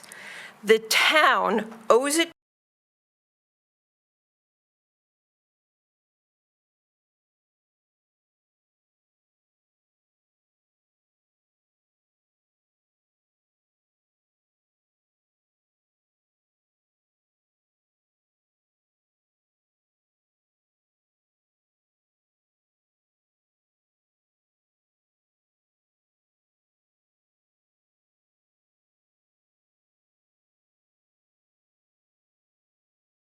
that use these locations as well. Residents should be able to enjoy the health benefits of being outdoors, walking around their neighborhood and enjoying it. This is not a pet project, as was mentioned earlier by somebody. Clearly, a public safety issue exists, and this data illustrates it. I'd like to respectfully request that you approve the traffic corridor budget allocation, of which 95% will be refunded at project completion by state and WestCog grants. Greenwich has the largest grant list in the state. Surely we can fund a project that will only cost the town $300,000. Thank you. Amelia Zabo, followed by Vin DeMarco. Good evening, RTM members. My name is Amelia Zabo. I'm a member of the RTM for District 9. We had a special meeting last week to discuss the Glenville traffic corridor, to which I believe Leslie Moriarty and Leslie Tarkington were invited. We would have loved to have you guys, but I'm here today to show my support for adding funding to the budget this year for the Glenville traffic corridor. I believe that it is essential to begin work on this project, which has, as Jim Michael said, the DPW has been working on this project since 2015. It's been in the capital improvement plan since 2016, and it's been delayed year after year, and because of that, it keeps getting more expensive, and we can't afford to keep delaying on this. Right now, we're in an ideal economic position. 95% of this project will be reimbursed by grants as projected by Jim Michael, which will result in a very low net cost for this town. And this is really important to me because I went to Glenville Elementary School and I could never walk to school unaccompanied because it was so dangerous. And if you live too close to the school, the bus can't pick you up. So you can either, if you can't walk, you have to drive. That increases the traffic congestion, and that makes it more dangerous for other students who have to walk to school as well. I think that the traffic mitigation project will make it more safe for not only Glenville Elementary School students, who are school children, are some of our most vulnerable population, but it'll also increase the overall safety of the students who use the 25-plus bus stops in this area and prevent more pedestrian fatalities. Thank you for your time, and I urge you to consider this proposal and vote yes. Vin DeMarco, followed by, sorry, I can't read my writing here. Hold on a second. Andrea Bloom. I guess we're making a run now, Pembroke and Glenville. Thank you. I'm Vin DeMarco. I am co-chair of the Selectmen's Active Transportation Task Force, which we're suddenly starting to attract people to, because most of the things we were talking about tonight, pedestrian safety, Shore Road, we're talking about the Glenville project, all of that, it's all about active transportation, which means non-motorized transportation. Extremely important. So I only rise really to put on record that the Active Transportation Committee supports all of the active transportation related projects that are in the budget for this year, including the CMAQ project, which I hope gets reinstated. Jim Michael came to our meeting last week and gave us a report on the projects that DPW had submitted that were active transportation related. There were 11 projects. I don't want to go through the whole list, but some of them, 5 of them, 6 of them actually, are town funded, not grant funded or reimbursable.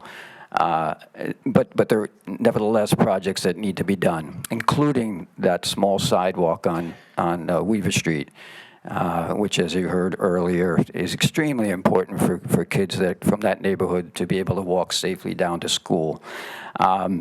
But there are other projects that are totally reimbursable, and some like are 80% reimbursable, such as the Safe Streets for All project, which I want to highlight because nobody has spoken about it tonight, I don't think. But it is 80% reimbursed. As you know, 500,000 will get 100. You'll get 400,000 back. That project might make it easier for all of you, for all of us in town, to be able to understand where we're going with all of these safety projects that are totally necessary and more necessary all the time as more development happens, more traffic. People want to get out of their cars. They really do. A lot of people. Some people cannot. Other people would like to get out of their cars, but it needs to be safer to use other means of transportation. So hopefully we'll be coming to you in the future, the Active Transportation Task Force, with other important issues such as developing a complete streets program that the SS4A, the Safe Streets to All program, is going to require. It's a study, obviously, for now, to develop a plan, but it leads to, if we produce a Safe Streets program, it leads to the ability to gather reimbursable funds, reimbursements, grant funding, so that we can actually implement some of these things. So thank you for the time, and I know you'll do the right thing. Thank you. Andrea Bloom, followed by Betsy Coons. Good evening. Hello, BET members. Thank you. Does anyone need an intermission? I feel like there should be an intermission. I don't know, snacks, something? Okay. I'll bring snacks next time. I always bring snacks. But I wanted to bring you to a little-known place called the West Side of Greenwich, Glenville, Pembroke area. My name's Andrea Bloom. I'm a neighbor in Pembroke Glenville neighborhood. I am on multiple community boards, including the RTM D4, and I'm the director of the Pembroke Glenville Association. So I'm pretty invested in my community and have been really involved with the project, the CMAQ grant. I ask that you vote yes for funding the Glenville Corridor Road project. The project, which began in 2015, is supported by community groups, concerned individuals, and local business leaders. Our neighborhood association, D9 and D4 RTM members, our Greenwich selectmen and state representatives have been working together with DPW through unprecedented delays wrought by COVID for 8 years to make the Glenville Corridor project a reality. Now is the time to execute. At the time we won this grant, there were 19,000 cars per day traveling through this downtown area. Glenville has had an increase since then in housing proposals since the inception of this project. Over 100 new units added along the corridor, 70 now and 2 more to come, so that'll be a total of 100. With a new supermarket on the way, a new campus for Greenwich Academy, and the businesses and residents who are already here, we can only determine traffic and pedestrian safety are at even greater risk. The project is economically attractive beyond its original expectations, with 95% funded through grants, leaving very little balance for the town. We must seize this moment and take advantage of this opportunity to improve safety in our community. Please vote yes for this long overdue project. I also would like to support the sidewalk project, which is a separate project along Weaver Street that my neighbor spoke of earlier. Thank you very much for your time. Thank you. Betsy Coons, not here. Okay. Alex Pop.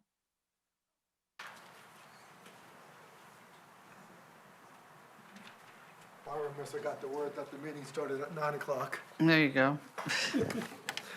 Thank you. I appreciate all your work. My name's Alex Pop, and I am the caretaker of the old burying ground at Byram Shore Road. It's a town-owned cemetery. It's historic. Some stones date back to the late 1700s. My daughter and I started volunteering, taking care of the property about 5 years ago. We do basic landscaping, mowing, raking, watering, a little bit of planting. We advocated So when we took it over, it was basically abandoned, even though the town owned it. I don't think any of the agencies really knew who was going to oversee it. But we generated interest in the town. We had Parks and Rec visited, the DAR visited, RTM visited, Conservation Commission visited. We actually had a couple unwelcome visitors, some of those storms that came through. We also advocated for the town to fulfill their obligation in the 2016 stipulation, which is a court order. They had to build a stone wall on the lower cemetery, which they did. But we had a major turning point last year when the town applied for and was awarded a $5,000 neglected cemetery grant from the state of Connecticut. And in the fall, 35 stones were identified as needing immediate care because they were leaning, they were on the ground, they were shattered.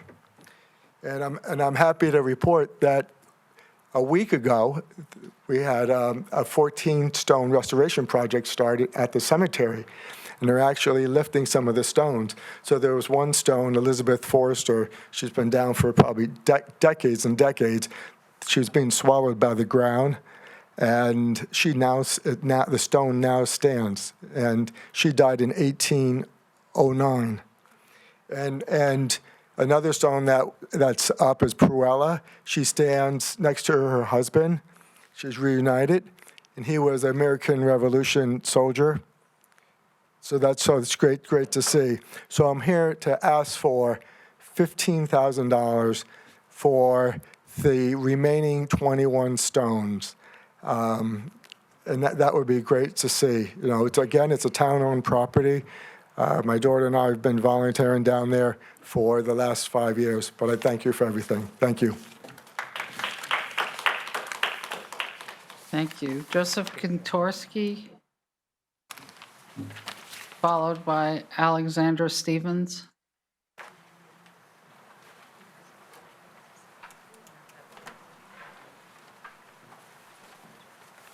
Keeping the western side of town in motion here. My name's Joseph Kontorski, and I'm the chairman of the Byram Neighborhood Association. And I thank you for the many hours you've spent and your service to the town. But I also want to thank you tonight about a most important issue that affects all of us, especially in Byram. That issue is traffic pedestrian safety. Byram is a walking community, and street and pedestrian safety is always top of mind. One of your decisions will have a major impact on the safety of our streets and intersections. I'm speaking about the $150,000 that the traffic and pedestrian safety improvements in Byram. I understand that $50,000 of that $150,000 might be cut. If that's the case, it's with a great sense of urgency, I ask you to restore that $50,000 to its original total of $150,000. Not acting now threatens our quality of life, and that's already being threatened by Portchester's bold expansion. So when it comes to public safety, every dollar counts, of course. The money we need could save lives. A few numbers. Byram, the densest part of town, is 1.3% of the town's area, but accounts for 5.3% of total crashes in town and 10.7% of the total pedestrians injured. Byram is 1.3% of the town's area, but we account for 4.5% of total people involved in crashes. These numbers are from the Yukon, Connecticut Data Repository, dated June 2021. I suspect those crash and injury numbers have grown since then. For decades, the Byram Neighborhood Association has been asking for pedestrian safety improvements, and the challenges we face have been well documented. But now we are faced with new challenges that make our traffic and pedestrian safety issues acutely more important and could change Byram's unique character. In the next few years, Portchester is slated to build over 1,600 new residential units. 30 seconds. One shudders to imagine how that will affect our efforts to keep our streets and intersections safe. Budgets are all about values. What could be more valuable than public safety for all of our residents, especially our children and our elderly? I trust you hear the urgency in my voice and that you will fully fund the $150,000 as originally planned. Thank you so much. Thank you. Alexandra Stevens, followed by Betsy McIntyre. Good evening. My name is Alexandra Stevens. My husband and I have lived in Cos Cob for approximately 25 years. We have 3 children, a GHS graduate, one currently at GHS, and one at Cos Cob School. 14 years ago, I left a private sector legal career and took a huge pay cut to become a teacher at GHS because I believe strongly in public education and its ability to change students' lives. From the perspective of a taxpayer, GPS parent, and teacher, it is clear to me that the BET has consistently underfunded the Greenwich Public Schools for at least a decade. Years of budget cuts have weakened our schools. Like this meeting 2 hours ago, classes are too crowded. Student mental health challenges are considerable. 21st century skills are not being consistently taught. Some buildings do not comply with ADA while others are physically deteriorating. I could go on and on and on. One solution, however, that keeps coming back is let's just cut more teachers and hope that those who are left can handle the burden. In secondary school media centers, for example, we have 6 teachers now versus 10 just a few years ago, a 40% cut in teachers responsible for teaching reading, research, and media literacy to our town's teens. We keep cutting teachers while the educational demands continue to increase.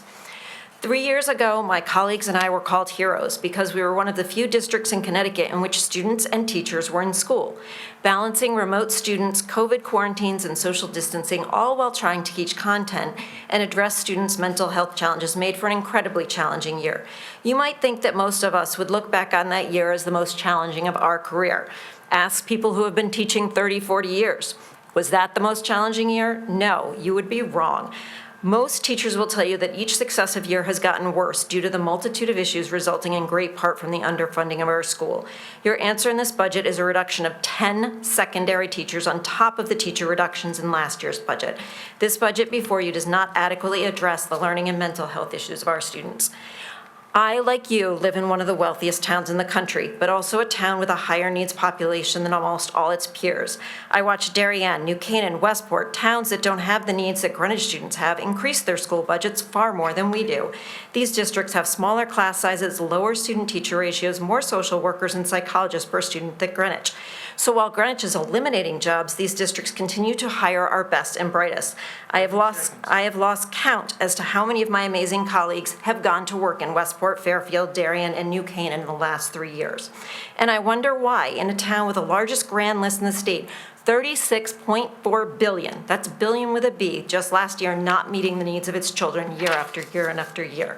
As a parent, teacher, and taxpayer, I therefore plead with you to right the wrongs visited on our students and teachers over the past decade and work with our superintendent to appropriately fund a budget that meets the needs of all of our students. Thank you. Betsy McIntyre, Tom Vaselli. Hello.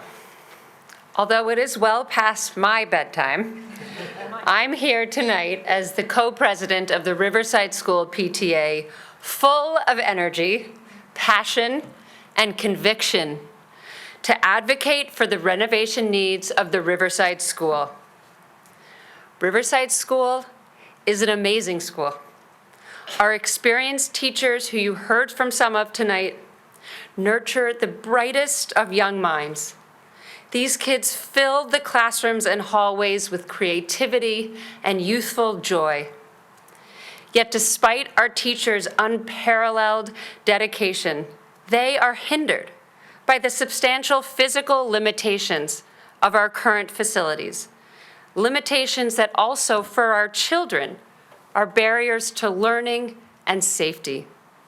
So what are those limitations? First, our school is grappling with capacity constraints. At the beginning of this school year, the enrollment of just a few more students who we actually ended up getting mid-year would have necessitated opening an additional class section which we didn't have the room for. We would have been forced to consider converting essential spaces such as a teacher's lounge or specialized instruction rooms, the art room, the music room, into a makeshift classroom.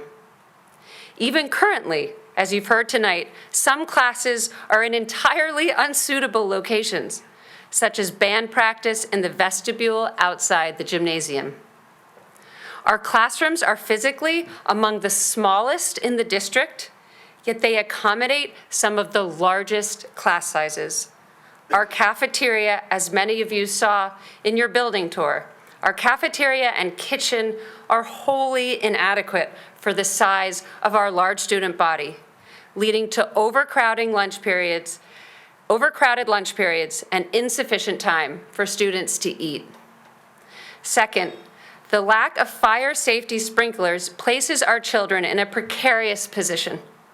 Unlike nearly all other K-5 schools in the district, Riverside does not have this safety measure. Third, I'm going to allude to my co-president Claire Johnson's remarks tonight. Riverside is in violation of the Americans with Disability Act. This needs to be addressed. Overall, these conditions fall short of the district's standards and make our school crowded, unsafe, and not fully accessible. I urge you to approve the funding of this feasibility study and do not delay any further. Thank you. Thank you. Tom Vaselli, followed by Sam Rosenfeld.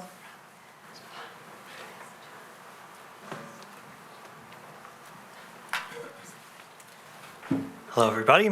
My name is Sam Rosenfeld. I am a RTM member from District 1. My wife, Chloe, is also an RTM member, District 1. We have a 10-month-old daughter. We are very fortunate to have purchased a house 2 blocks away from here. We won't talk about the sidewalk and the crosswalk to get from there to here.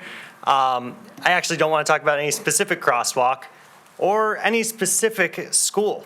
I used to teach at Greenwich Country Day School. I was a student at Greenwich Country Day School. My wife was a student of the Greenwich Public School System. We are incredibly proud to be a part of Greenwich and a part of this town government, and I feel lucky to be standing here talking with you tonight.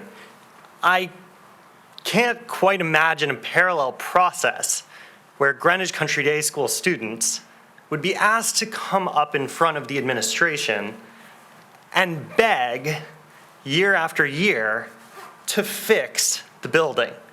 I also can't imagine them pleading to keep their beloved teachers.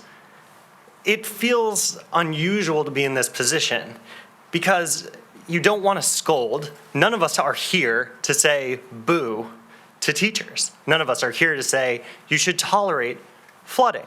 What we are here to do is to perform a function. I ran for RTM, my wife ran for RTM for our daughter. What we want to do is live in a town that lives up to the expectation of the public schools that brought us here. We very intentionally chose to move back here for that reason, as did many. But it's more than just that. It's about everyone here, whether your kids are in the private school or public school system, or you don't have kids in any system here at all, how you treat the children in the place that you live. And not just the children, elderly people who are walking across the street, someone who may have injured their leg just trying to get up to the 3rd floor of a building. There's an element of compassion here, and what I find so magical is that we have a solution. There's a budget. There seems to be an answer to almost everyone's problem in this budget. You have droves of people writing, recording videos, sending you pictures, speaking. You have a Republican first selectman. You have Democrats who are coming up here in support of it, independents. You have children. You have people of every political stripe who are here staying till the very end to ask us all to help each other. So there is no loser. We all win. We just need to support Greenwich the way that we know how, which is to be excellent residents, excellent neighbors, and support a budget that seems to have universal support from the people who live here. Thank you for your time. Thank you for making it this long. I feel like this is Highlander. I made it pretty far. I don't know who's left. Thank you. Joshua Fox, followed by Maria Buono, Kate Truesdale, and Frank Carpenteri. Claire Kilgallen. Claire Kilgallen. Marie had to leave, got to leave. I guess I get the last man before you start, get the you're last not man quite. standing award. Just want to make a notice to you that the form to submit comments is not working. So for anybody who's still watching, the email address is bet@greenwichct.org. Okay. Good evening. My name is Claire Kilgallen. Good evening, Chairman Fisher. Thank you to the members, especially the new members, for your service. I'll just start with some remarks. Need the glasses at this point in the night. Just to react to some comments earlier. As you've heard tonight, there are no pet projects. There are no inconsequential items tonight. Absolutely not. What I hear is, being trained as a lawyer, liability, constructive, if not actual notice, and I know that we have members of the board who appreciate what that means. I'm a Western Middle School facilities rep. I'm a member of the BNA. I'm a Byram resident. I'm on the CMS Building Committee. To comment on something earlier, I'd like to clarify some misinformation. As you know, the budget for CMS was funded at 70. It was increased to 112. It was never 120. You all know that. And I'm happy to say that we are back in scope after the work we've done through value management, and we're under the number. So that's some good news. I'm actually here to talk about support for DPW 312-960 Byram Safety Improvement for $150,000. And so people understand what that means. A crosswalk at Church Street outside New Lebanon at a blind hill. 2 crosswalks at Western Junior at Richland and Henry, blind curves where GHS students walk past to get the bus and where Western students walk. Why is this important? Byram, no student in Byram is districted for a bus to go to their elementary school or their middle school. They only qualify for a bus when they go to high school. Talk to my 3 sons. I won't sing the song. Next project, GHS Cellular Improvement, number 909. 12 years after Sandy Hook, we're talking about, if you average it, about the 3,000 people who are on that campus daily, not including all the sports events. We're talking about a funding that is 55 cents a person, and I think the town can afford that. I think it's an insurance premium against liability for a tragic situation. The resident survey is overwhelming for many, many projects. I will say that we want to support the POCD that this town has approved for the best quality infrastructure for the schools. Thank you. And I'll add that add to the BOE operating to avoid the teacher cuts. You have cohorts of children who are still going through and impacted by COVID cuts. Investing in these items for Greenwich will yield a return. The grand list preservation, it keeps the town attractive. Please invest in our town. Thank you for your service, and please don't further diminish what we come to this town for. Thank you. Thank you. Carrie Avan Jaffe, Sophie Coven. Good evening. Thank you for being here and for your service. My name is Carrie Quinn Jaffe.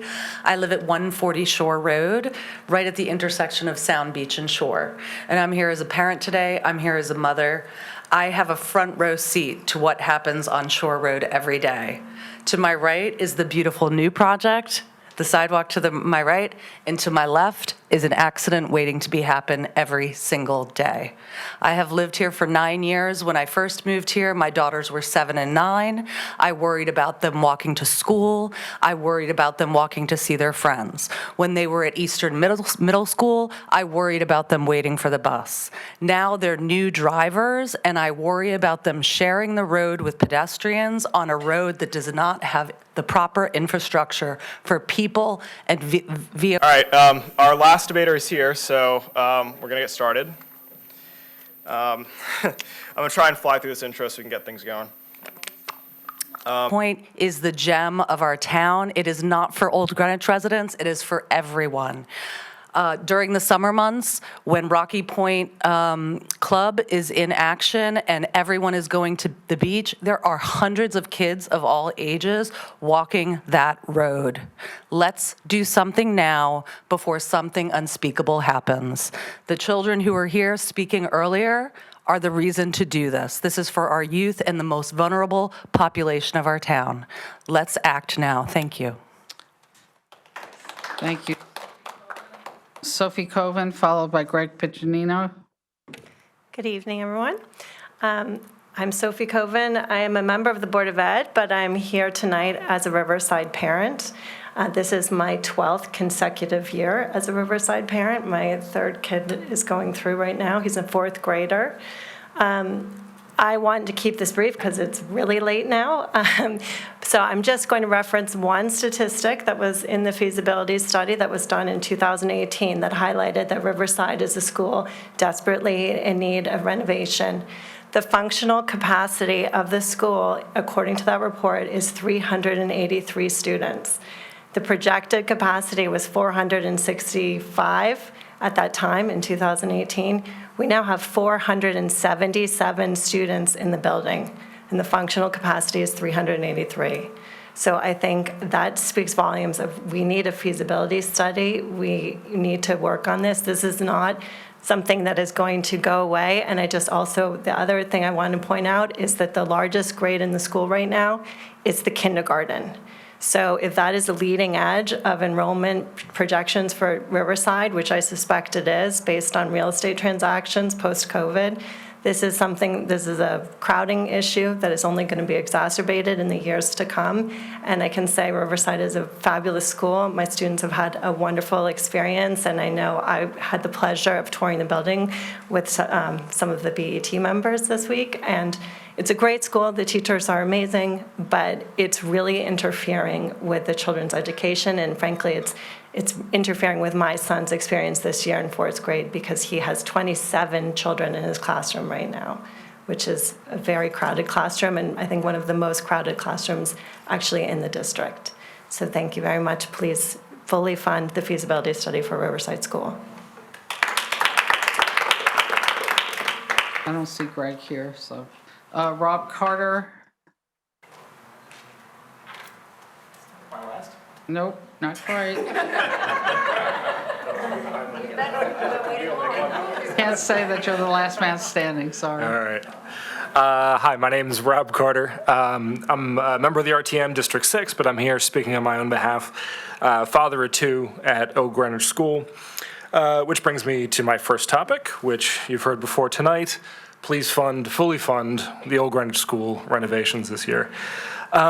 Many have spoken, they've articulated why, and a friend actually asked me this evening if I was planning to speak tonight, and I said, no, not if I'm going to be the 35th voice in the choir, like what's the point in that? Turns out I think I'm the 100th voice in the choir, and we're not done tonight apparently. But I realize these kids need every voice. It's been many years, and we need to keep advocating on behalf of our students. But since so many have articulated, I'll just quickly recap. We heard from Dr. Benchavengo, the building isn't safe. We heard from the representative for the First Selectman's Advisory Committee with people with disabilities, Alan Gunsberg. We're out of ADA compliance. We recently heard about liability issues that could become a part of that. We've heard from the kids. Their friends are isolated when they're recovering from injuries, or many of them can't even come to school with more permanent conditions because the school doesn't, with our lack of ADA compliance, we can't support those students. We heard from our first selectman, we heard from Fred, we heard from parents, we heard from the PTAC, we heard from the building committee. The longer we wait, the more expensive it gets. So please, let's get this done this year. Second topic, we've heard tons of residents on the sidewalks on Shore. Let's please get that one done. Tremendous success. I love the sidewalks that went in last year. I was really happy to see that as part of our community. Let's extend that. I can tell you, I don't live down there, but we get down there over the summer, and for sure it's terrifying riding down there with my kid. And for those who have to deal with that, getting their kids to school every day, I can't even imagine. So please, let's get that complete. And third topic, last one I'll talk about tonight quickly, it really isn't something I realized how bad it was until tonight. I've heard the litany of Riverside, or the Riverside parents speaking to the litany of issues at Riverside School. It sounds 90% overlap with the issues that we've been dealing with at Old Greenwich School as well. So let's do more than one project at a time. Sounds like they're just looking for a feasibility study. It's not that expensive. Let's please get that done. Thank you. Thank you. Last is Svetlana Wasserman, if she's here still. I don't see her. Yeah. You were the last man standing. I